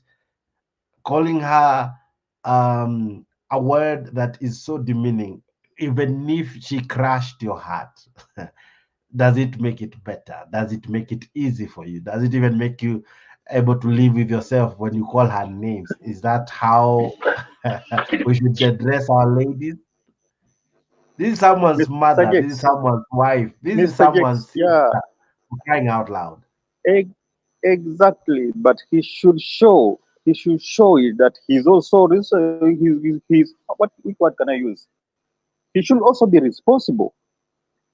When he told us that executive are doing things that he does not like, why is it that she is calling them again to come and sit together with them? What are they discussing? Mhm. Exactly. What is she discussing with this guy? And yet this is the person ambaye ameportray kuwa he's affecting his work. But I agree with you. It's okay. There are better ways of addressing what you are raising. It's not okay for them to meet. But should we go to the level of calling her names that are almost demeaning to any human being? You can imagine if your wife was called such names. How, as the husband, would you feel if your daughter, if you have one, Okay, was called such a name? What would you feel as a man, as a father, as a husband? How would you feel? Mr. Jakes, we all respect women, we respect them, but when it comes to somebody ambaye hataki kuturespect pia, somebody that anataka kutuonyesha kuwa he is the chief justice ambaye hataki kutusikiza, hataki kutuelewa, we will never respect her. We cannot respect somebody who does not respect us. To me, that woman is a So hypocrite. To how did me, she disrespect you? If I may ask you one on one, how did she disrespect you? I am a supporter of Azimio, and we had a case. We provided a case and evidence. Why Uh-huh. did she call us names? What names were those? Sorry, I'm almost The becoming hot air. petty. You don't remember Uh, the hot air, the white goons, CG what, CG what. And remember on this case that he was calling us CG hot air, white goons, what and what. This woman referred to uh-huh. us as Azimio supporters. Na kwanza Mhm. akatuambia kuwa sijati we edited those evidence, and yet the evidence Mhm. was edited with this guy, this was it sijui Diongo ama what, there's another guy from America who lives America, alafu most of them kwa anakuja Kenya, and he presented his petition. Na this guy alikuwa na work na DCI, Mhm. and is the same guy that brought in evidence from DCI that were edited, and this woman akatransfer those evidence from this guy anatupatia kama si Azimio. He start calling us names. But I think you guys are just bitter. 1 year down the line, you still have wounds that you have refused to heal. And Jex, I told you that this uh, woman crushed my heart a million times, and I don't know if I will ever heal. That's why I will never respect her. I will never heal. I but don't know if I will ever heal. I'm sure Mr. G is sorry to sound personal. I'm sure you have an ex-girlfriend. I don't think you use such words to describe her. No, I cannot use such words to my girlfriend. I will use it to an arrogant person like Kome. Not to No, my I'm girlfriend, saying but to you have Kome, an I will use it. ex-girlfriend who probably equally Just a moment. You have an ex who probably equally hurt you, like Kome did. I'm not sure if you can describe her in those words. Sorry, maybe Mama is closer to you and Otaki kujichomea, but No, um, I'm in port. I'm in port right now. I'm not at home. I'm in port right but now. I'm Mama sure, is not around. yeah. So I'm sure if if No, Mama is not we were to around. talk But about your ex, I'm sure you wouldn't talk about her in a nasty I way as you cannot. have described. I respect. You I cannot. respect my ex. I All respect right, my ex so but much. how come But as much as Kome, I don't. uh, I don't respect Kome. I don't, mhm. and I will never respect her. In fact, I told you that what he's doing is just pretending. He's just a pretender.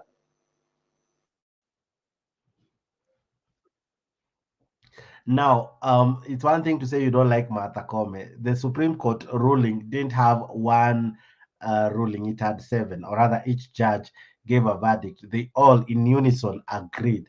Why isolate Martha Koome alone? Why not equally say you hate smoking Wanjala, you hate Philomena Mwilu, you hate all of them? Why only single out the president simply because she's the one who read the judgment? What if it was written by the other the other judges? All she did was just read. Why hate her really to that level? No, Mr. Jakes is not just a Kome. The whole seven team, the whole team that was with Kome. I don't respect those guys. So your hate cuts across both to Philomena Mwilu, All of smoking them, Wanjala. all of them, all of them. I don't respect them. All right, all right. Now let's come back to the topic we were discussing because this was just a by the way. I think this clips nimecheza tu saizi of Raila calling Martha Koome that word is what is making headlines in the Twitter. And I'm sure women will not come out to defend Mother Koome. Women from all those organizations wenye huwa tunaona wakijitokeza You remember we saw Esther Passaris akitokea kwa street. We saw akina Shebesh defending the rights of women. They will not come out to defend one of their own simply because it's Raila Odinga. You have even Mr. G saying those words were even little. Raila ought to have added more words. But if it was Ruto, let me Exactly. ask, if it was Ruto using those words, issue hata ingewezekana kweli, because you would be here saying how bad Ruto is. No, Mr. Jakes. If it was Ruto using those words to Kome, I will praise Ruto. If he was using those words to Kome, I will praise Ruto. All right. Why do you hate this woman that much? Because I think your hatred now is almost personal. She is the one who read the judgment. Okay. Well, hii show ya leo ni ile show wadau, but well, that's what happens here. Afrique 24 times we get very interesting days like this one today is an interesting one.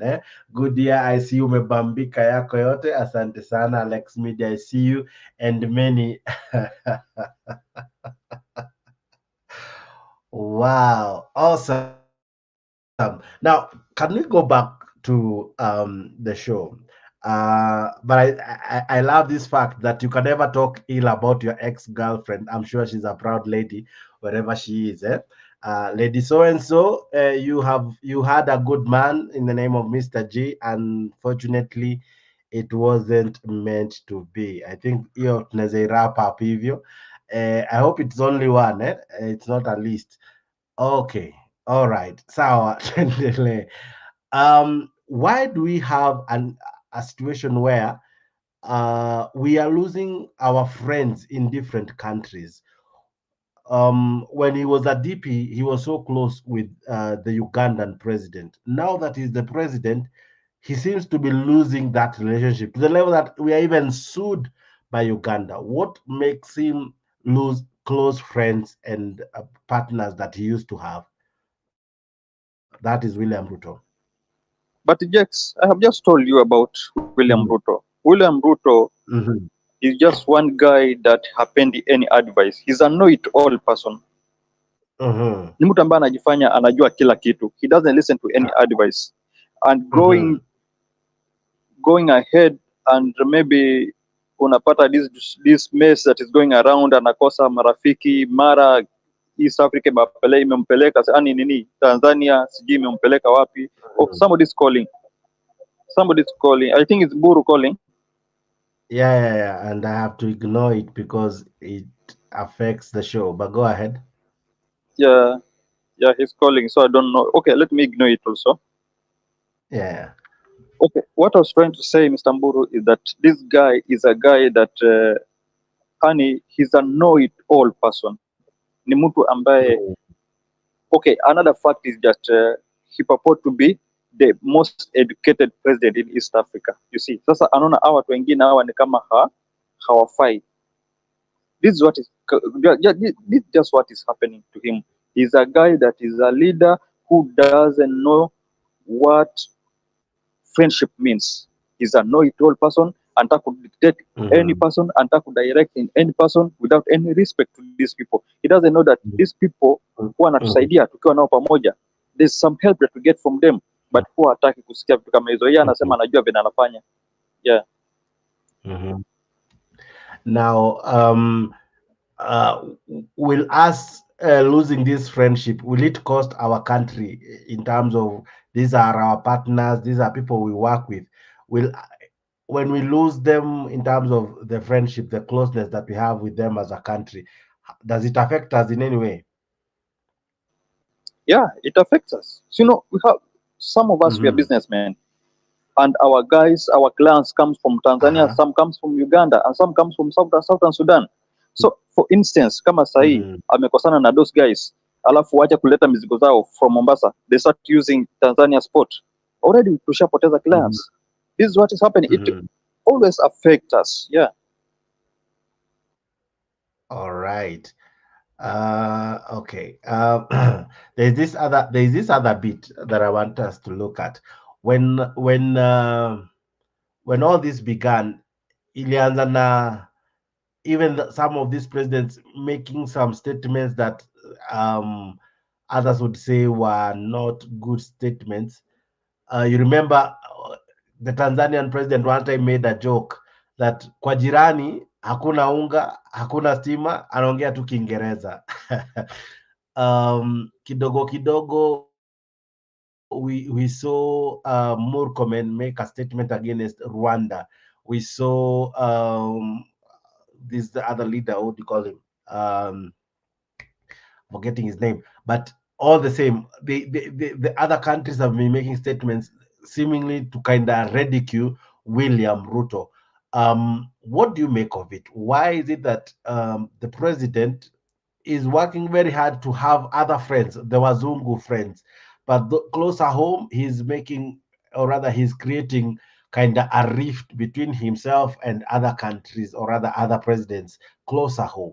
Why is he like so, and that to the level that they are now even ridiculing, wanaunda jokes against him.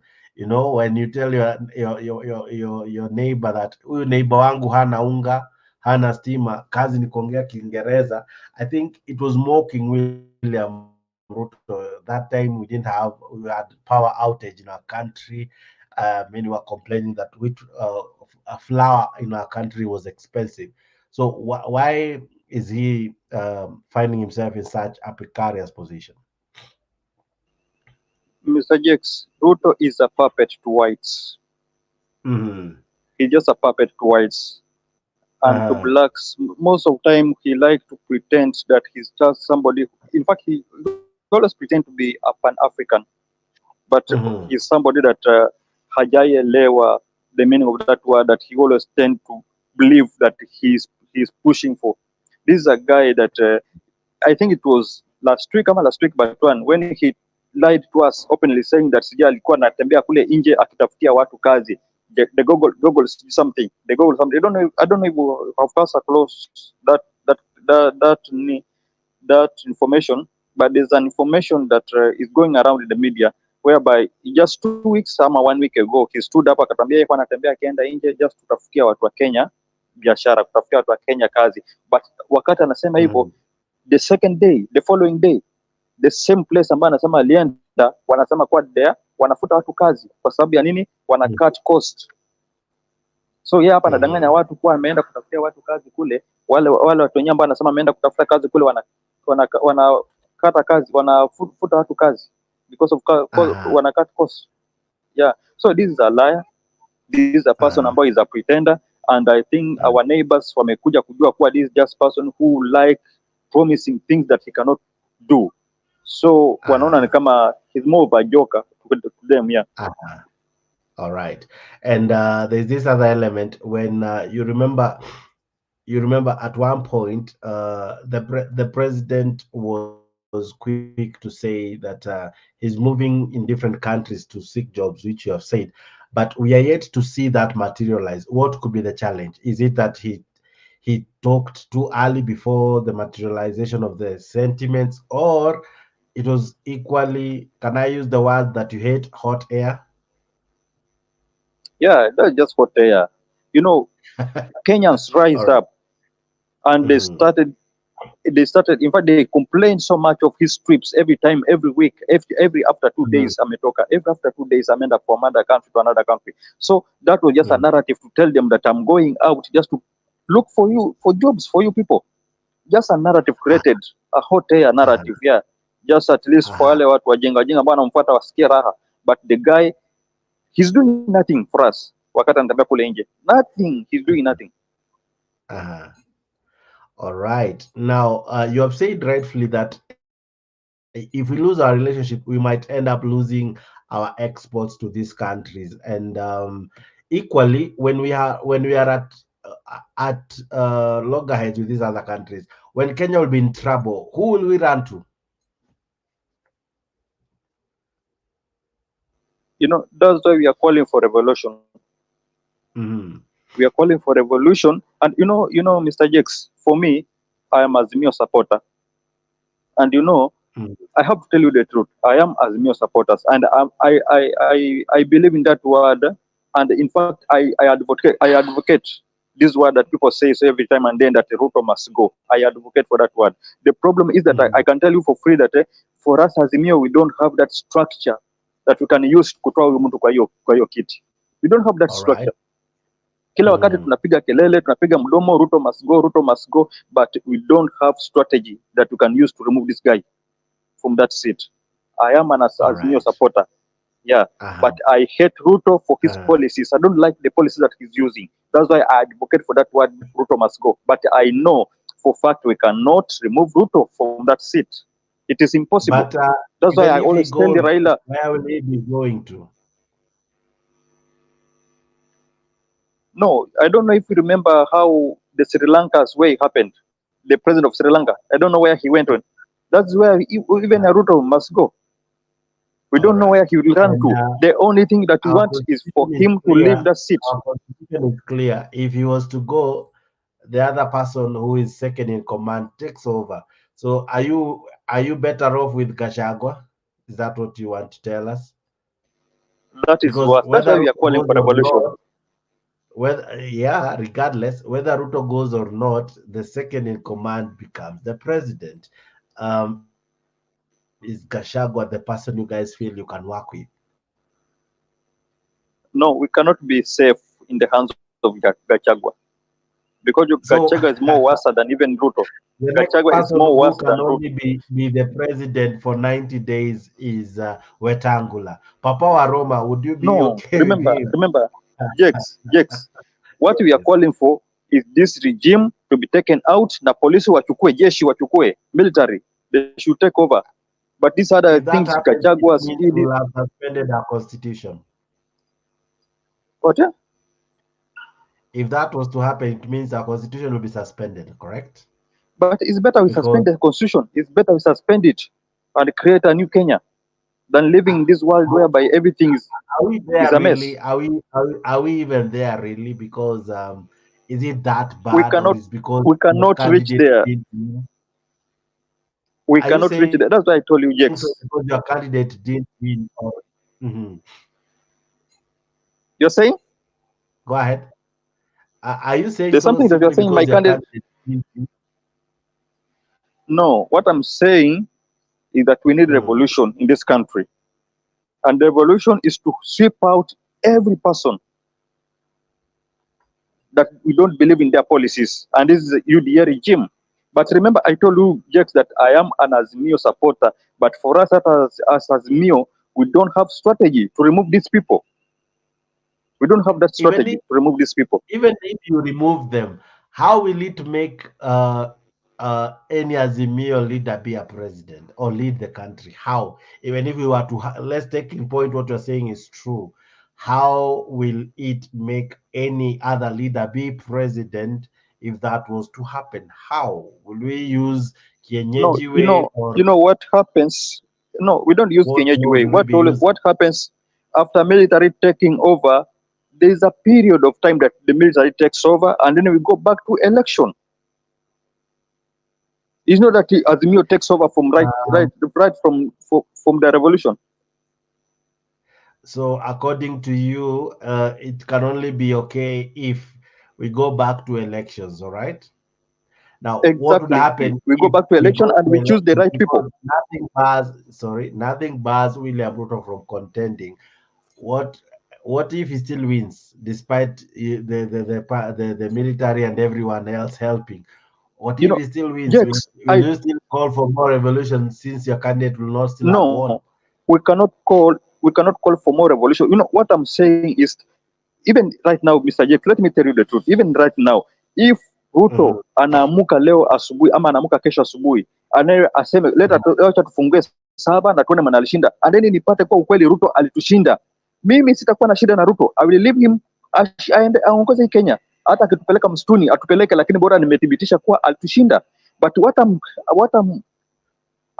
pains me is that hataki kufungua saba na anasema atalitushinda asubuhi na mchana. You see, this is something that is creating some disturbance in my life, na nasikia namchukia kwa Let me sababu ask hiyo. you, Ruto afungue saba asubuhi tupate ameshinda, mimi I will sit down na nimsikize kama my but president alitushinda. But just like Raila Odinga, Ruto was a contender in the previous election. He had no position in IEBC. So what mandate will he have to open the server? He was equally a candidate, just like Raila Odinga. Can Raila Odinga open the servers? The answer is no. So Right, what powers Raila, does Ruto have that Raila doesn't to open the server? Yet he himself was equally a contender. Mr. Jakes, we had just juicy too. We had this thing called bipartisan talks, and in bipartisan talks, Yes, I see we as Mio, we produce those. We had ultimatums that we had, and on the same ultimatums, we told them that let us do what forensic edit on this election. We want them to open the servers. What did they say? Ruto mwenyewe alituambia hakuna server atafungua, server ilifunguliwa kitambo sana. This is what he was using, akitumia those portals, akisema those portals are the servers, and yet we but told from him what open the server, let us do forensic edit. But from the report, Bonaji, from the report, is it not true that what was not agreed were only two items? One, the cost of living, and of course, a review of the housing levy. Every other thing was agreed upon, including an audit of the 2022 election. So I think that is a matter they were able to agree with. Don't you see that matter was canvassed properly and light was shone on it? And probably somehow when we have an IBC, because that's the role, it's an IBC is an independent body for starters. Two, that's the role of the commissioners. So we don't have any at the moment. So in any case, William Ruto cannot open the servers if he was to. We have to have a commission to do No, that. And Jakes, yeah, how can he open? What criteria will he use? What laws will he be no, citing he that he has is to give using to orders. open the servers? Mr. Jakes, remember Yes. our petition in the courts. We told these guys that it is the judges ndio walisema kwa we go and open the server, okay? Na wakati tulienda ule mtu wa kipara alikataa, Chebcheta Chebukati alikataa, and we came back to court na tukaambia huyu mtu watu wamekataa kutufungulia. Do you know what they were telling us? Walikuwa wanatuambia sisi tunajua kwa itafunguliwa, sisi tunajua kwa imefunguliwa, and yet we were telling them kitu ijafunguliwa na ilikuwa ijafunguliwa. At the end of the day wakafungua just partially one server partially, ambayo hata haikutusaidia, you see. Alafu baadaye wanakuja wanatuambia nini, your case is hot there, siji nini. That's why I hate them. What I'm saying is that Ruto asimame siku moja kama kesho aseme courts, fungueni hii server, fungueni hiyo server, alafu wafungue tupate Ruto ametushinda. I have nothing against Ruto, nitamsikaa chini na nimsikize kama my president, but because hataki, I cannot sit and listen to him. I think I'm about to say this. I think you guys need closure. You are jilted in the sense that you still feel as though there's something that went wrong and all, so you feel cheated and everything. So that's why I really are stuck with that issue of the server, and that is a matter that seems not to be going anywhere anytime soon. So maybe how we solve it, maybe the servers being open might help. I'm not sure, but then again, it might equally burst your bubble, saying, "Oh, you are robbed," only to be proved that you weren't robbed in the first place. But it's a matter that we wait and see. I'm sure Nyagaka We has need that something proof. to say. We need that proof. We need those Aha. proofs. All right. Nyagaka, what do you say you concerning that matter?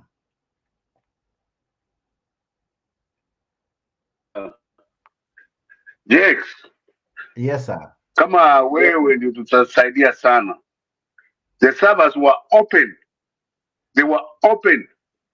Kuna mtu mwingine alikuwa IT wa East Africa. I think his name was like Njoroge. And they negotiated with older guys and Azmio. And they asked the older guys the tours, the stations that they wanted to look at. And they looked all of them, they were 20 something. And they looked, Jex, you need to look that up and help my friend over there so that he can really sleep easy. They opened all the tours that they, as new challenged, and all of them was clear as daylight. Tell Nyagaka to stop lying. Tell Nyagaka to stop lying. No. That's why I said that Jex can help us on that. Because when mother said, when the lady said later on that this was hot air, it was using that. When you guys go to the court and say that these and that tour stations were messed with, and they looked it up, and it was very clear, Jakes. You can look it up. It is in a court system. Everything that they brought, they thought that the judges, every one of them. How can the judges be compromised? 70 of them or 9 of them. How can they all of them be compromised? At least one could have said otherwise. That's how the courts rule anywhere in the world. And all of them said all the truckloads of stuff that you brought was hot air.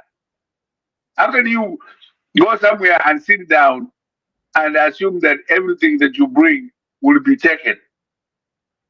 And yes, you really need to do research on that and help my friend, because there is nothing that can be opened. All right. All the things that you guys talk about were looked at and they found they were all clear. Everything I'd be saying, they were. When you say that you would be less, and they were negotiated, and as you had somebody who was an engineer with ICT. His name was Njoroge. Please do research on that and help these guys, because they are delusional. They are thinking that they have to be president. Or if you throw Raila out, Ruto out, then you bring the army. My friend, that's wishful thinking. There's no reality. You bring the army and put it in 2010 when we just promulgated the new constitution.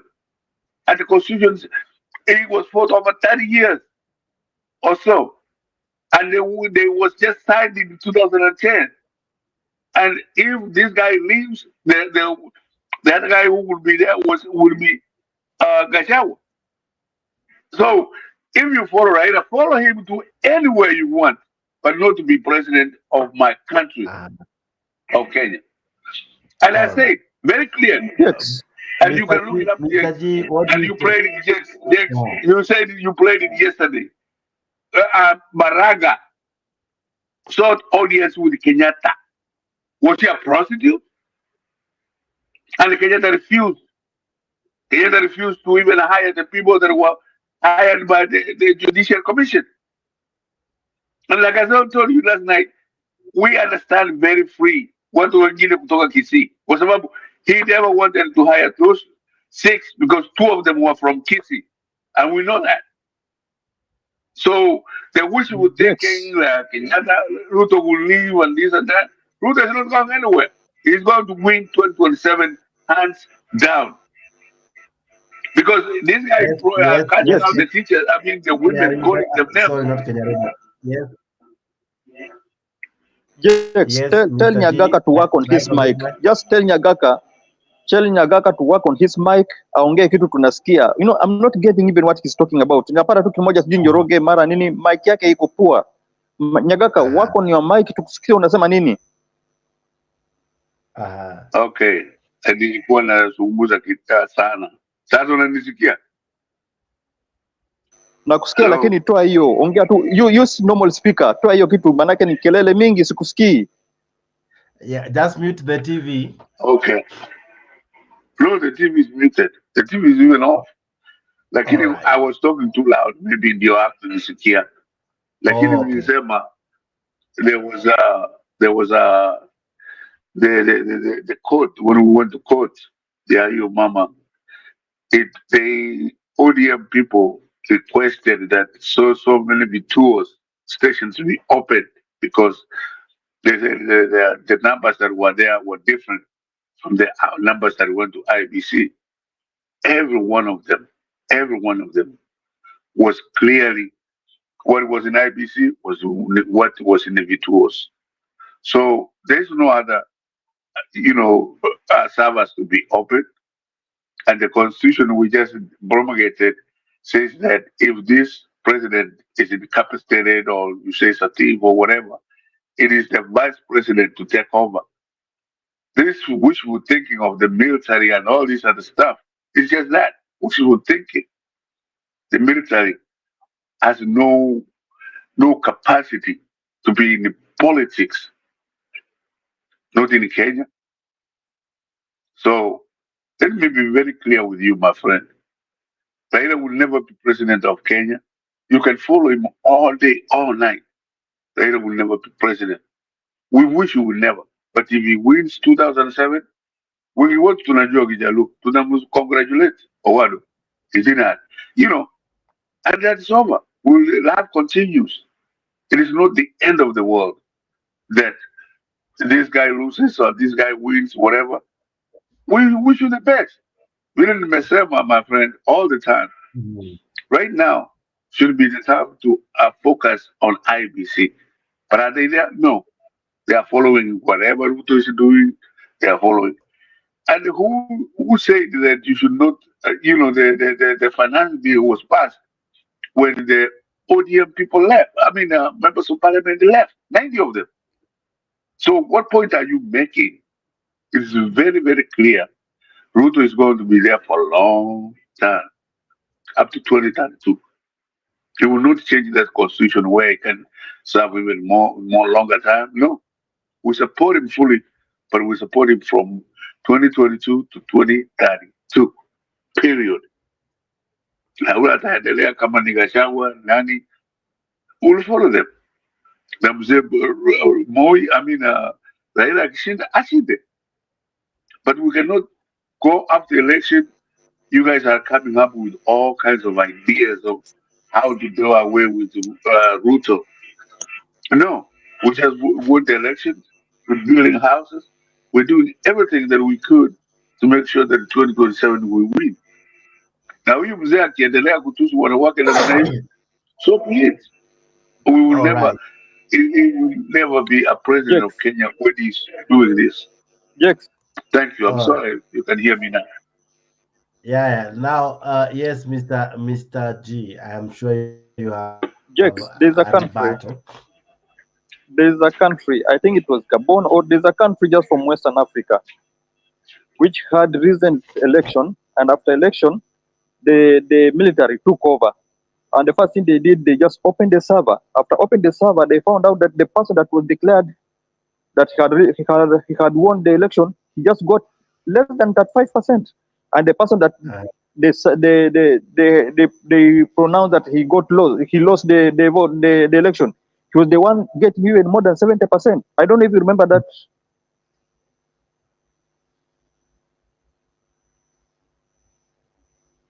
Hello, Mr. J, is still there?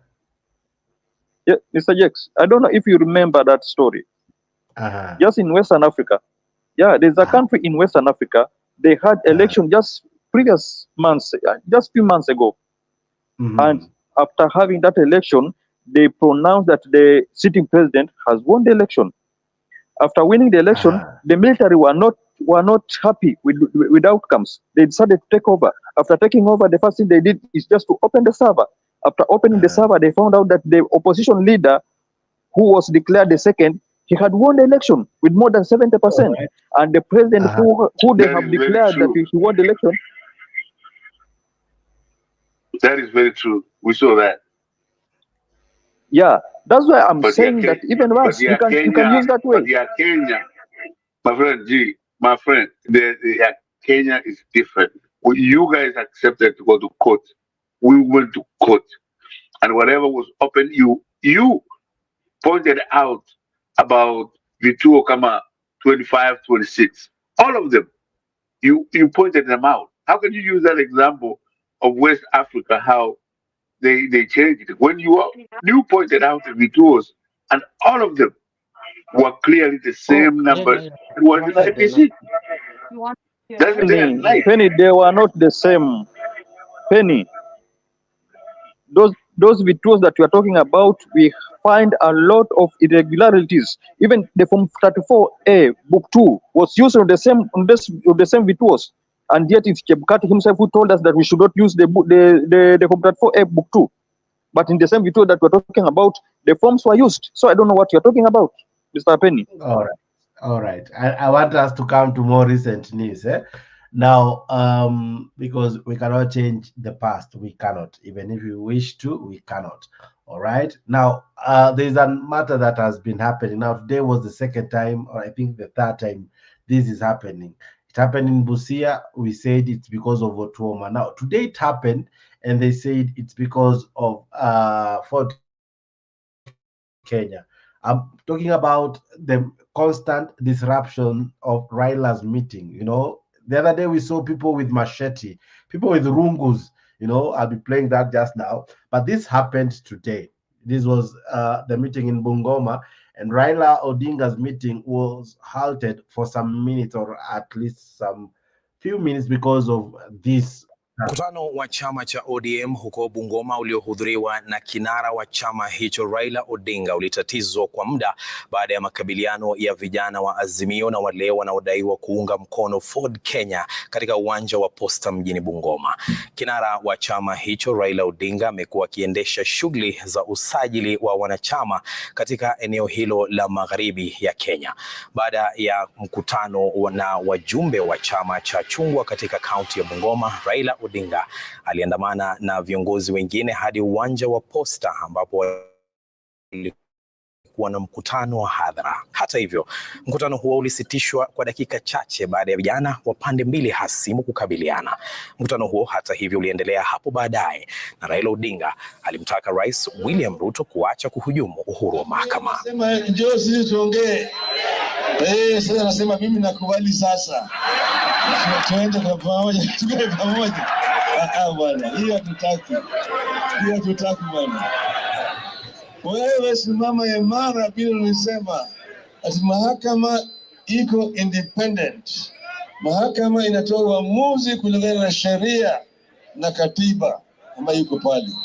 Nikienda pale nikitoa ushahidi ya kutosha kusema hii ushuru ni juu sana, punda amechoka, basi amue hakuna hiyo.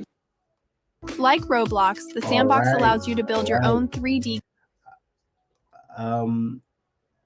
What do you make of those violence, Bwana Alex? We saw it in Busia. We now see it happening in Bungoma. What do you make of those violence? Uh, Dex. What's that? No, I'm talking. Oh, okay. Dex, it's very unfortunate to see all these things happen. And, I'm one person who cried and asked Raila to do recruitment so that we can have, a register of our people. Look like they might be rotting a bit. Throw it out. So I think the way these rallies has been held, and remember Sifuna said that Raila is the one who is bankrolling them because they have been refused the money that the government is supposed to give political parties. Uh, ODM has not received anybody. Wipe has not received anybody. So, but the way these rallies are going, they are scaring them, especially the Busia one. It was so successful. And Otumba was rejected because he betrayed Baba. And you saw today he meeting Mudavari. Did you see that? Jex, did you see Otuoma meeting Mudavari today? Anyway, Jex is out of his way. He doesn't listen. Yeah, He's not. He's I not think the able. network. I think the network is poor. Yeah. Okay.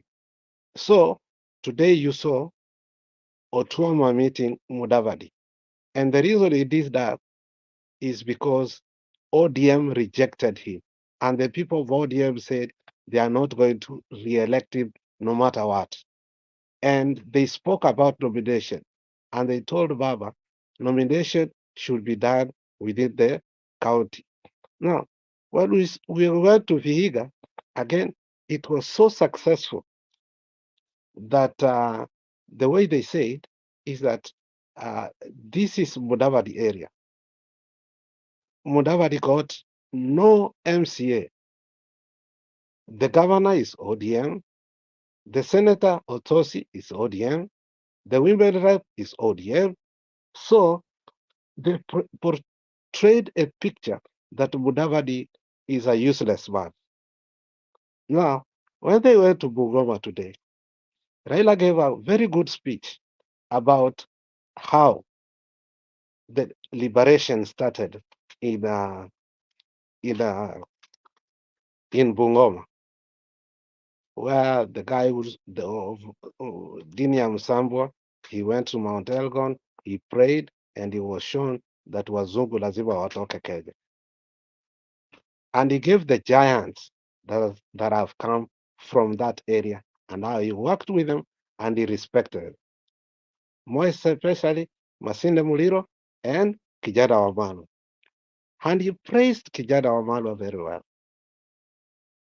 So I think these people are watching from Nairobi and seeing what is happening. The worst that happened is that the brother of Wetangula defected from his party. To which party? To ODM, and said he must support Tim Wanyonyi. So those events, before they went to poster, they were so hurting to them. So I think Mudavadi, no, Wetangula, looking on how the recruitment is being done and how Raila convinced the people and how people defected, made them mad. And that's why you saw when Raila was going to the poster, there was, I think it was GSU. It looked like, for me, it looked like a military truck. but they said it was GSU. And they wanted to disrupt Raila's, but it was so peaceful. So by the time they got there, Poster, because they had said they're going to Poster, you saw those youths had already been in Poster. So the moment they got to Poster, they started beating the people of ODM. And Raila told the people of ODM, do not fight anybody. And this is a directive from Ruto. You're right, it's here.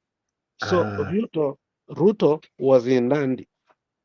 So what I'm saying is simply is that there is a problem. Uh, nimepata wageni, I have to leave kidogo. all right. I understand. Mr. G, what do you make of those violence you have been witnessing happening? It happened in Busia, now it happened in Bungoma. What is the contention?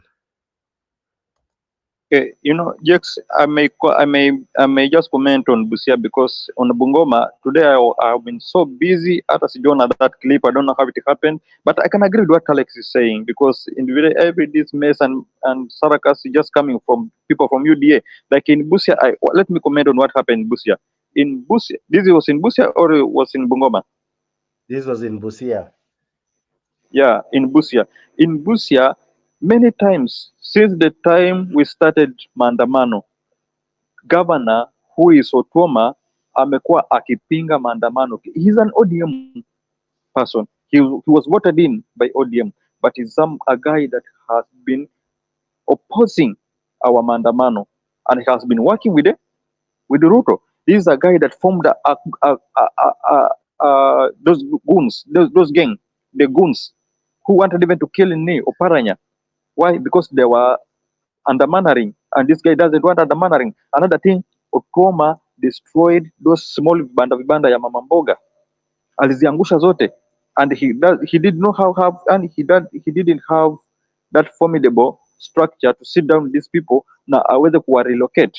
He just destroyed those structures. He doesn't want to listen to those guys. He doesn't want to talk to them. Anaharibu tu the same way Ruto has been destroying and demolishing houses of people. And this guy amekuwa upande wa serikali sana akisifu serikali. So those guys from Busia, as they are ODM supporters and people who love Baba, they decided to refuse him asiongee. But now you see, That's why look at even he the could not. weapons they're having. Some were armed to the teeth with rungus, stones. It took the intervention of police to calm the crowd. We saw many come with machetes, and it wasn't looking good. It wasn't. Lucky for us, no one lost his life or has life. No life was lost. But really, do we have to have such meetings where it ends No, with serious disruption? we don't have to have such meetings.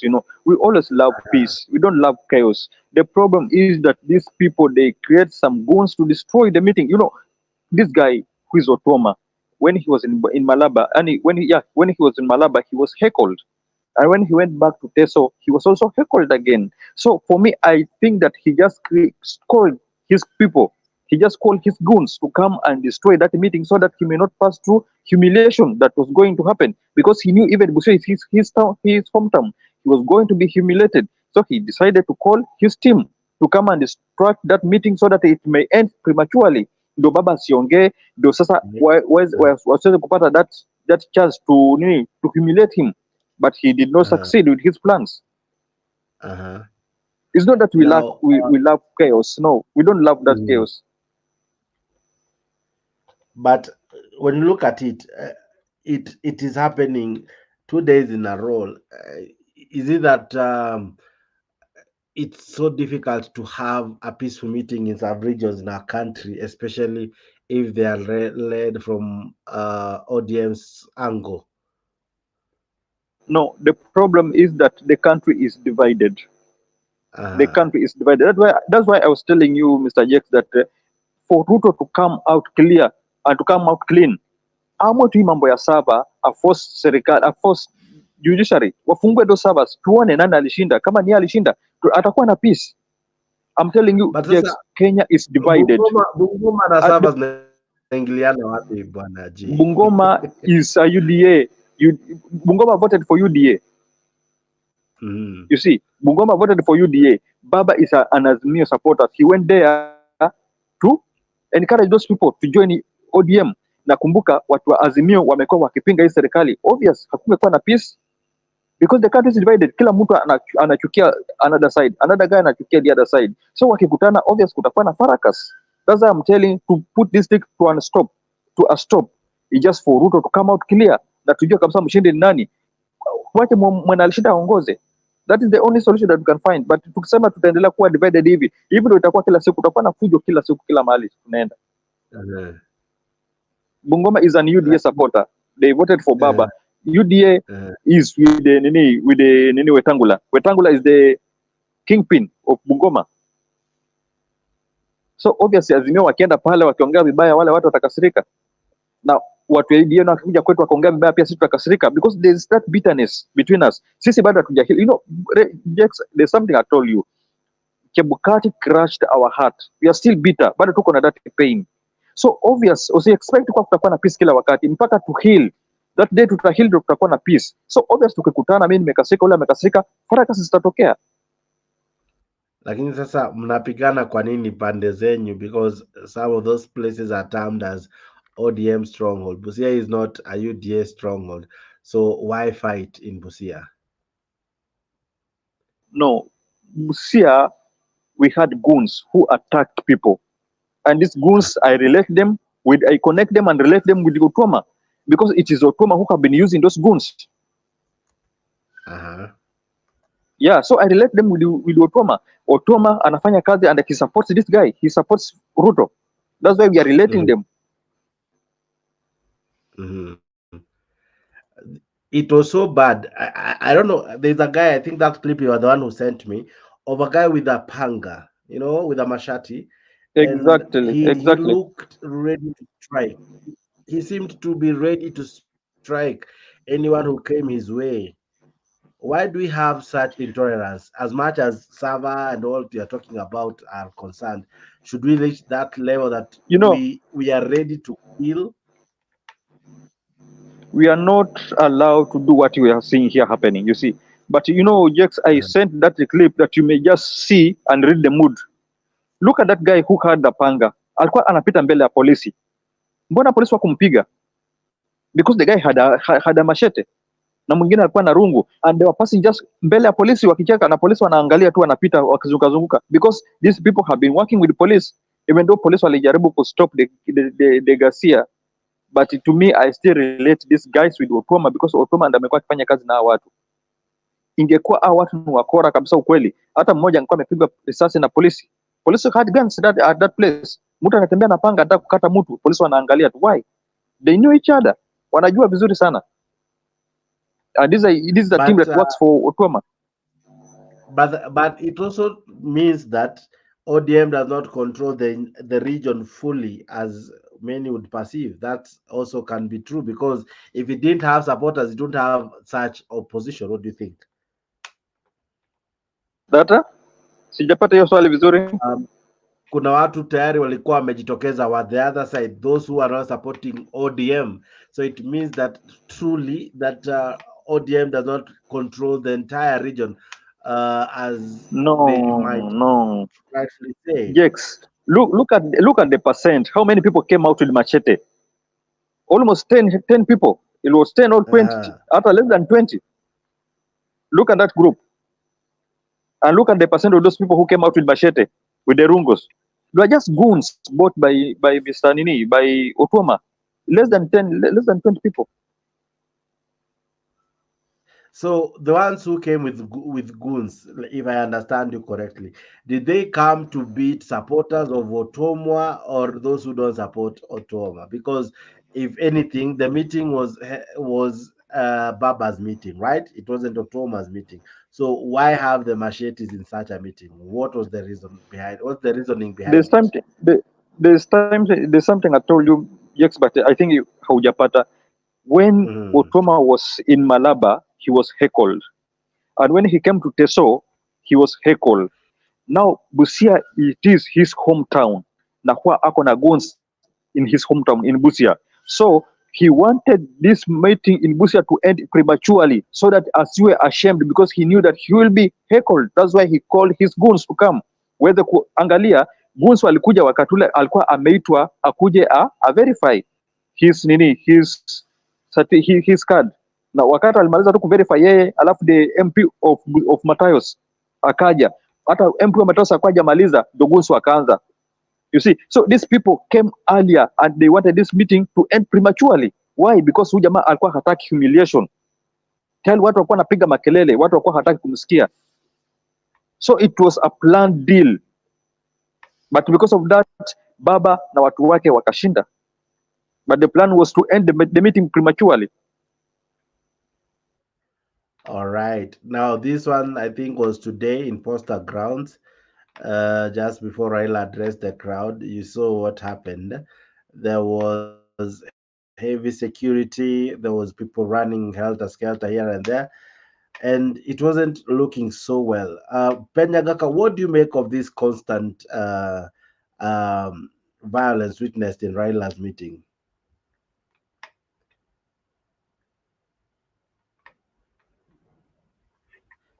Jakes, we really don't know what's happening right now. Now, whoever is doing it is wrong, be it Otuma or be it anybody. Let Laira sell his Zerazake and anybody can go anywhere in Kenya. And kesi kama hii ya South Mugrango, it is the governor who is crying all over. But huyu nani has really explained on some of the radio stations ya Wusi ya kwamba this guy has even refused to come to any reconciliation from Mosee wa Kisii. I know you are talking about the Bungoma, but the political violence in general, it is bad. It's not good at all because we should kila mtu lazima auze sera zake na that will be the best way to do it, to go for it. Na kama hiyo ni watu ya utuma wanafanya hivyo, that's very bad. It's wrong either way. So let us be civilized. Tushindane kwa kiwanja. Ukishindwa huko ujue umeshindwa. That's it. Lakini ya kwenda kupigana na hawa na wale, that some of us will not support it. Even if we, like I've said, even if we don't want Raila to be president, let him go anywhere and talk to the people however you want to talk to them.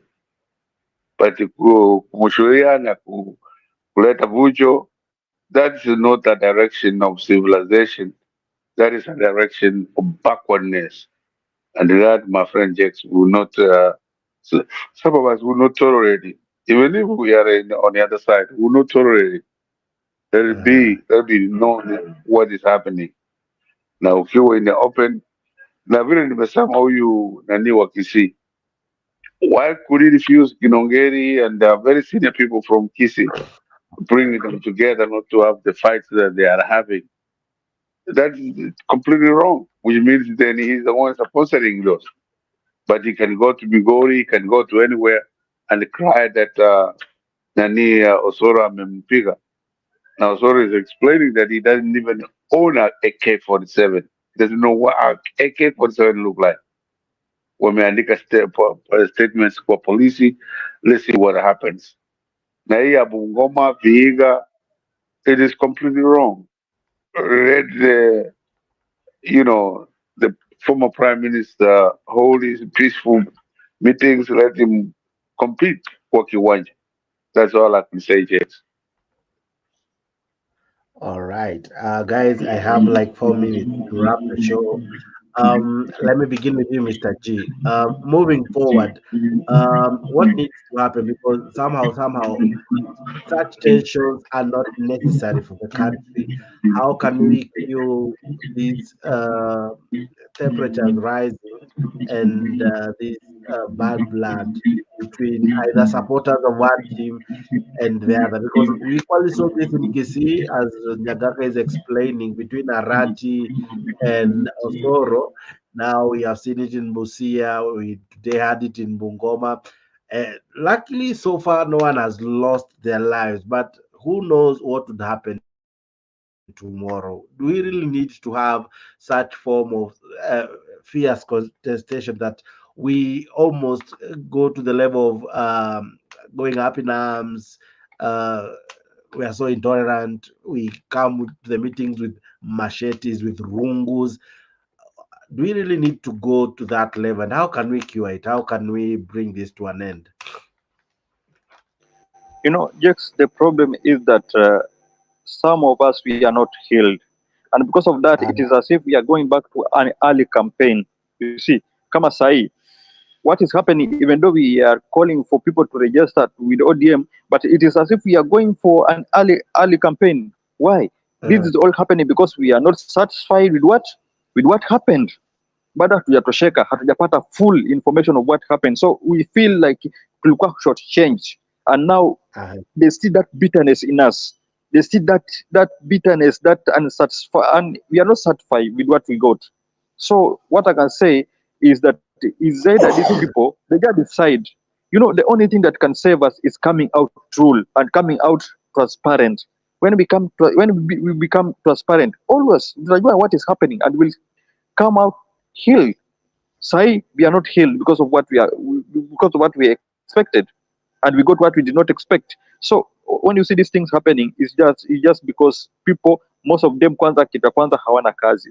You see, economy is poor, economy is bad, is doing very poor in Kenya.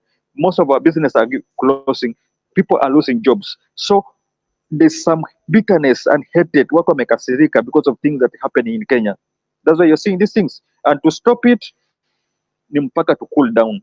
But how can we cool down ikiwa bado hatujafurahia na matokeo ambayo inaendelea? Sai wakati ambao tunataka tusikie vizuri ndio mtu anatutusi, mtu anatuthreaten. Wakati tunataka tutulie kidogo mtu anatuthreaten, and he's showing himself, he's coming out to be a dictator. You see, so there's no way to heal, there's no way to in peace because of what is happening. The current situation is not good and is not conducive for us to have peace that we are talking about. Peace only comes when everyone is happy. But for us, as Mio, they are not happy.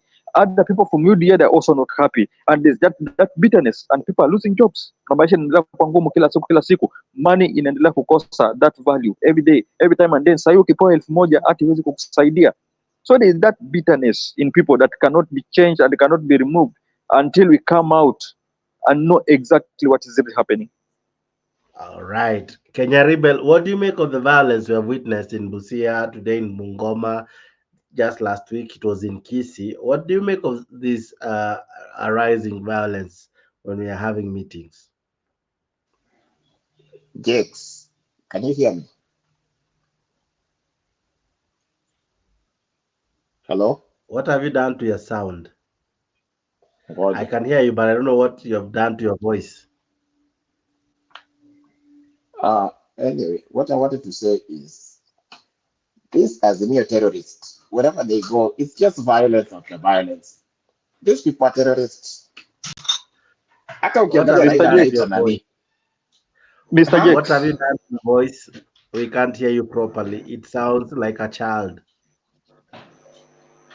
Okay, let me adjust my volume, my tonation. The guy is calling us terrorists. This guy is calling us terrorists. But equally, you have called Martha Koome a very bad word. But let's go ahead. Martha Koome is a pretender. Martha Koome is a pretender. I'm not calling her terrorist. I'm calling her a pretender. You have called her. I said he's a hypocrite. I told her she is a hypocrite. He is a pretender. I have not called her a terrorist. Why is this guy calling us terrorist? You call him Mwizi, Zakayo, thief. But when they terrorize Zakayo ni mwizi. Zakayo ni mwizi. Ameiba shamba ya nini? Ameiba shamba akajenga Western Hotel. Sa ameiba hiyo shamba. Sali grab the land. Making my point. Mcheshi anakufa akiwa anaibiwa shamba yake na huyo mtu anaitwa Ruto. Kwani you want us to defend a thief? Raila stolen molasses in Kisumu. Raila stolen of you go with the pretend. You go. We don't hearsays. You believe in hearsays. That's why you're calling us. You also you're calling us terrorists. Hiyo Western uliona hearsay what? We have evidence. We have evidence of Western Hotel. We have evidence here. We have evidence here. Nini? We took him to court. Kwa geshu ya nini ya Mcheshi. We took him to court. Akaambiwa alipe around 55 million. Did he pay? He was told to pay the money. Did he pay? He's a thief. He's the president of the Republic of Kenya. Wacheni kumsumbua. Nyinyi terrorists. You terrorists. First of all, mkienda huko Ukisi mnachinja watu. This guy, huyu mtu anatukasisha sana sasa. Revolutionary. Unajua ujinga uko nayo unakuanga kwa jet, you are not going to bring it here. Unajua nitakutairisha. Come on, really? Nitakutairisha mdomo yako. That verbal diarrhea uko nayo tutaitibu. Now let's come back to the debate. Let's not degenerate. Just a moment. Everyone, calm down. Now, let's come back to the question. I did finish my point. Without using any of these words, please answer this.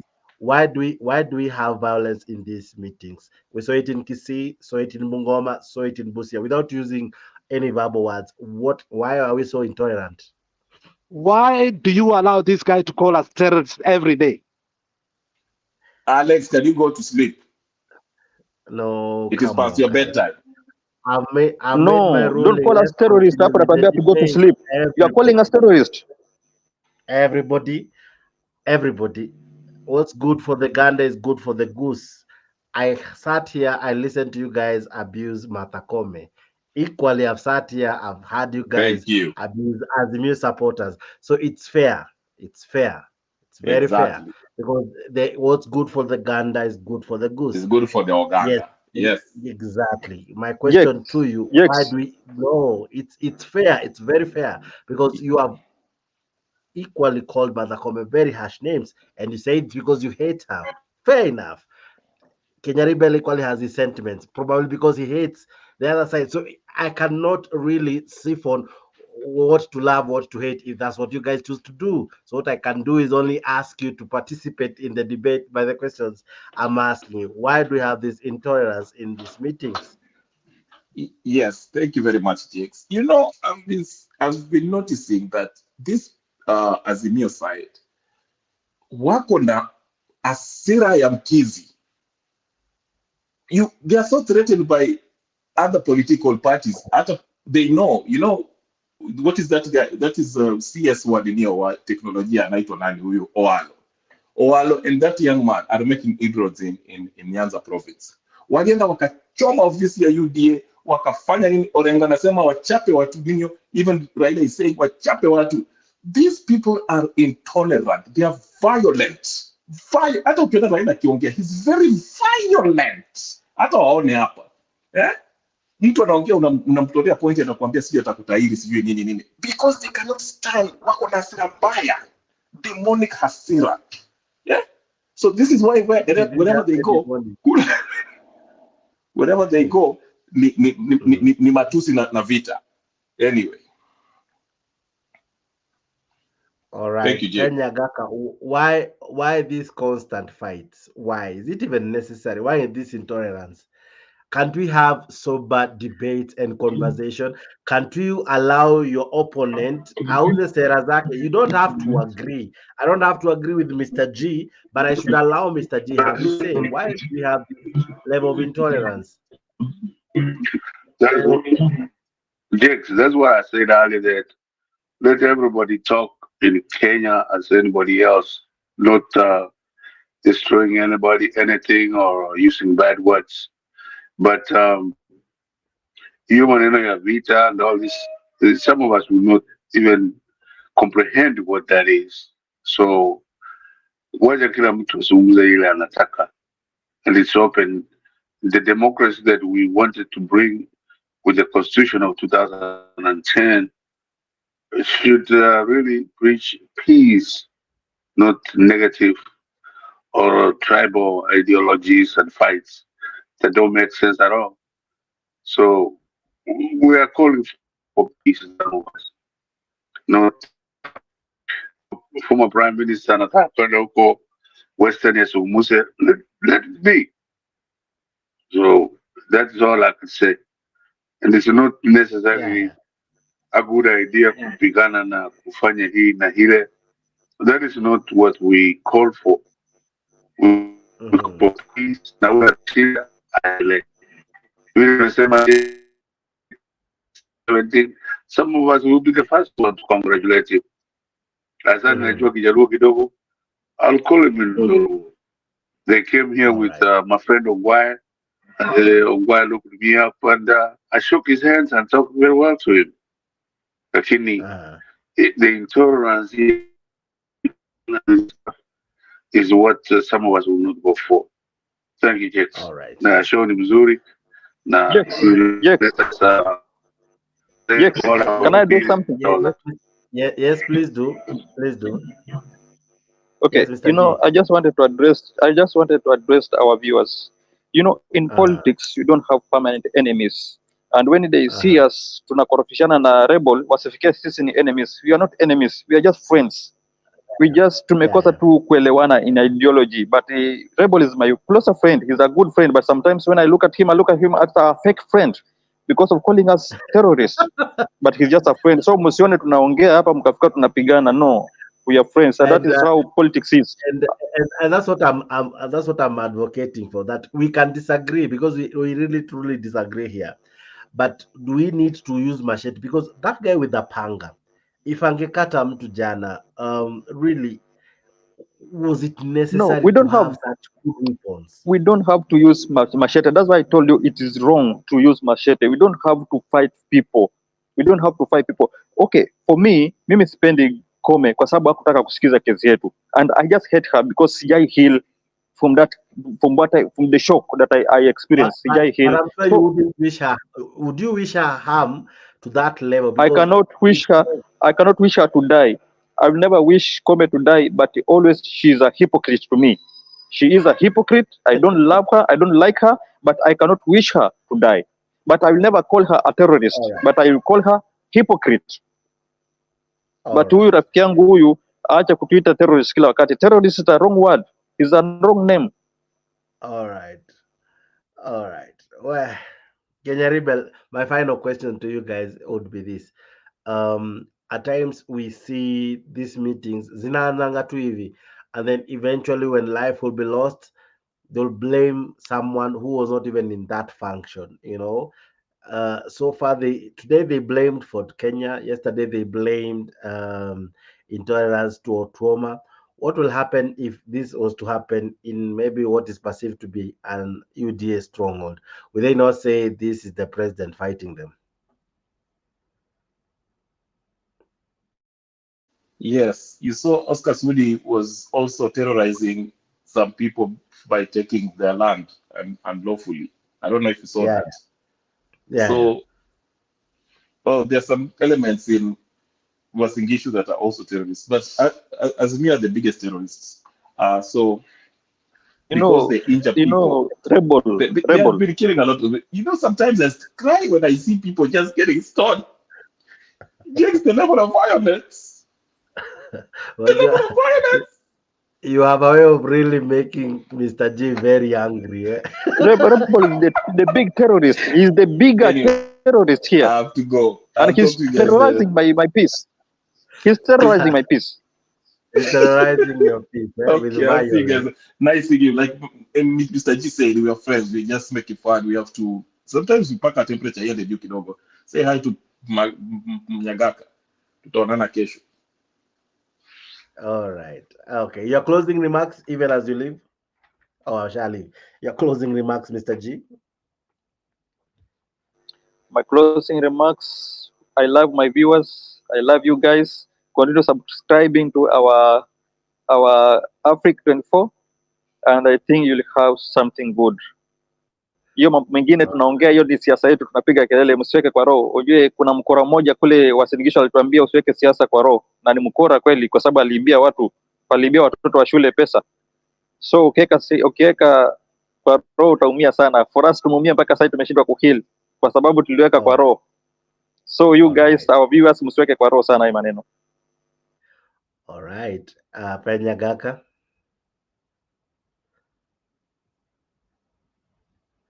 Penyagaka, your closing remarks. All right. I seem to be having a challenge, but thank you, ladies and gentlemen. We have another great one happening, show happening in the morning from 9 a.m. Please tune in to that. We'll be looking at a more interesting news making headlines and another interesting topic. So tune in at 9 a.m. Kenyan time. I don't know what time that will be in your country, but in Kenya itakuwa 9 a.m. So kindly subscribe to Africa 24 and follow all the dramas. You have seen, hey, hii show sometimes zinakuanga quite intriguing, but zaidi ya yote tunapenda jinsi ambavyo watu wana participate. It's not that we love violence or we advocate for it, but way it happens, eh? And it's not really violence. It's people who seem not to agree, but they disagree respectively, but are very close friends. Hapa nje, hapa nyuma ya tent, hey, you may be surprised they are best of friends. So let's tune in tomorrow morning at 9 a.m. East African time and have another great one. I'm your host, as usual, Jex, the moderator. We will have another one, great one like this one, tomorrow morning and equally tomorrow evening from 10 p.m. See you. God bless you. Have a fantastic, fantastic evening. Tunasonga mbele watu wote wa Jamhuri Kenya yetu. Tunasonga mbele watu wote wa Jamhuri Kenya yetu. Haya sisi sote wananchi tushangilie. Eko Jamhuri, eko Jamhuri, sote eko Jamhuri Kenya yetu yaenda mbele. Eko Jamhuri, sote eko Jamhuri, eko Jamhuri Kenya yetu yaenda mbele. Mwaka wa 60 umefika, tangu Kenya iwe huru. Mwaka wa 60 umefika, tangu Kenya iwe huru. Haya sisi sote wananchi tushangilie. Eko Jamhuri, eko Jamhuri, sote eko Jamhuri Kenya yetu yaenda mbele.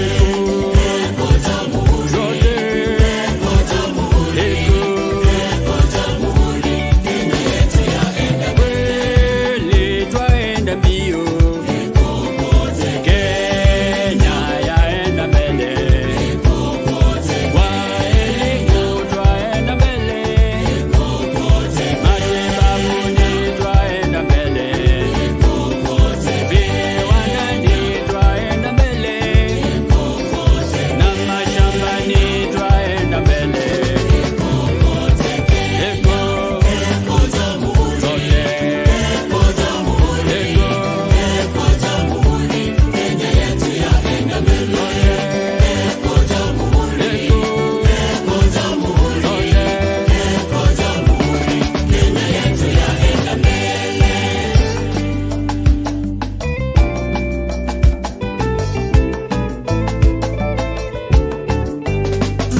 Tunajivunia Kenya nchi yetu, kweli yapendeza, kweli yavutia. Tunajivunia Kenya nchi yetu, kweli yapendeza, kweli yavutia.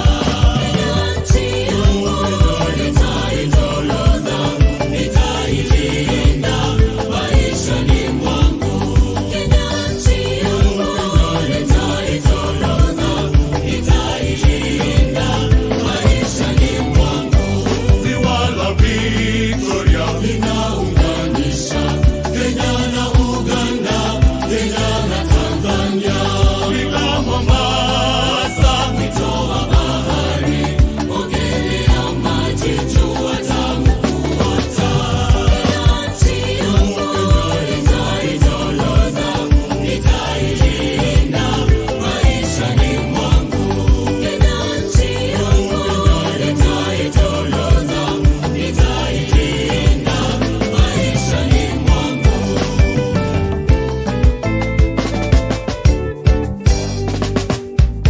PPMC Production. Tushangilie Kenya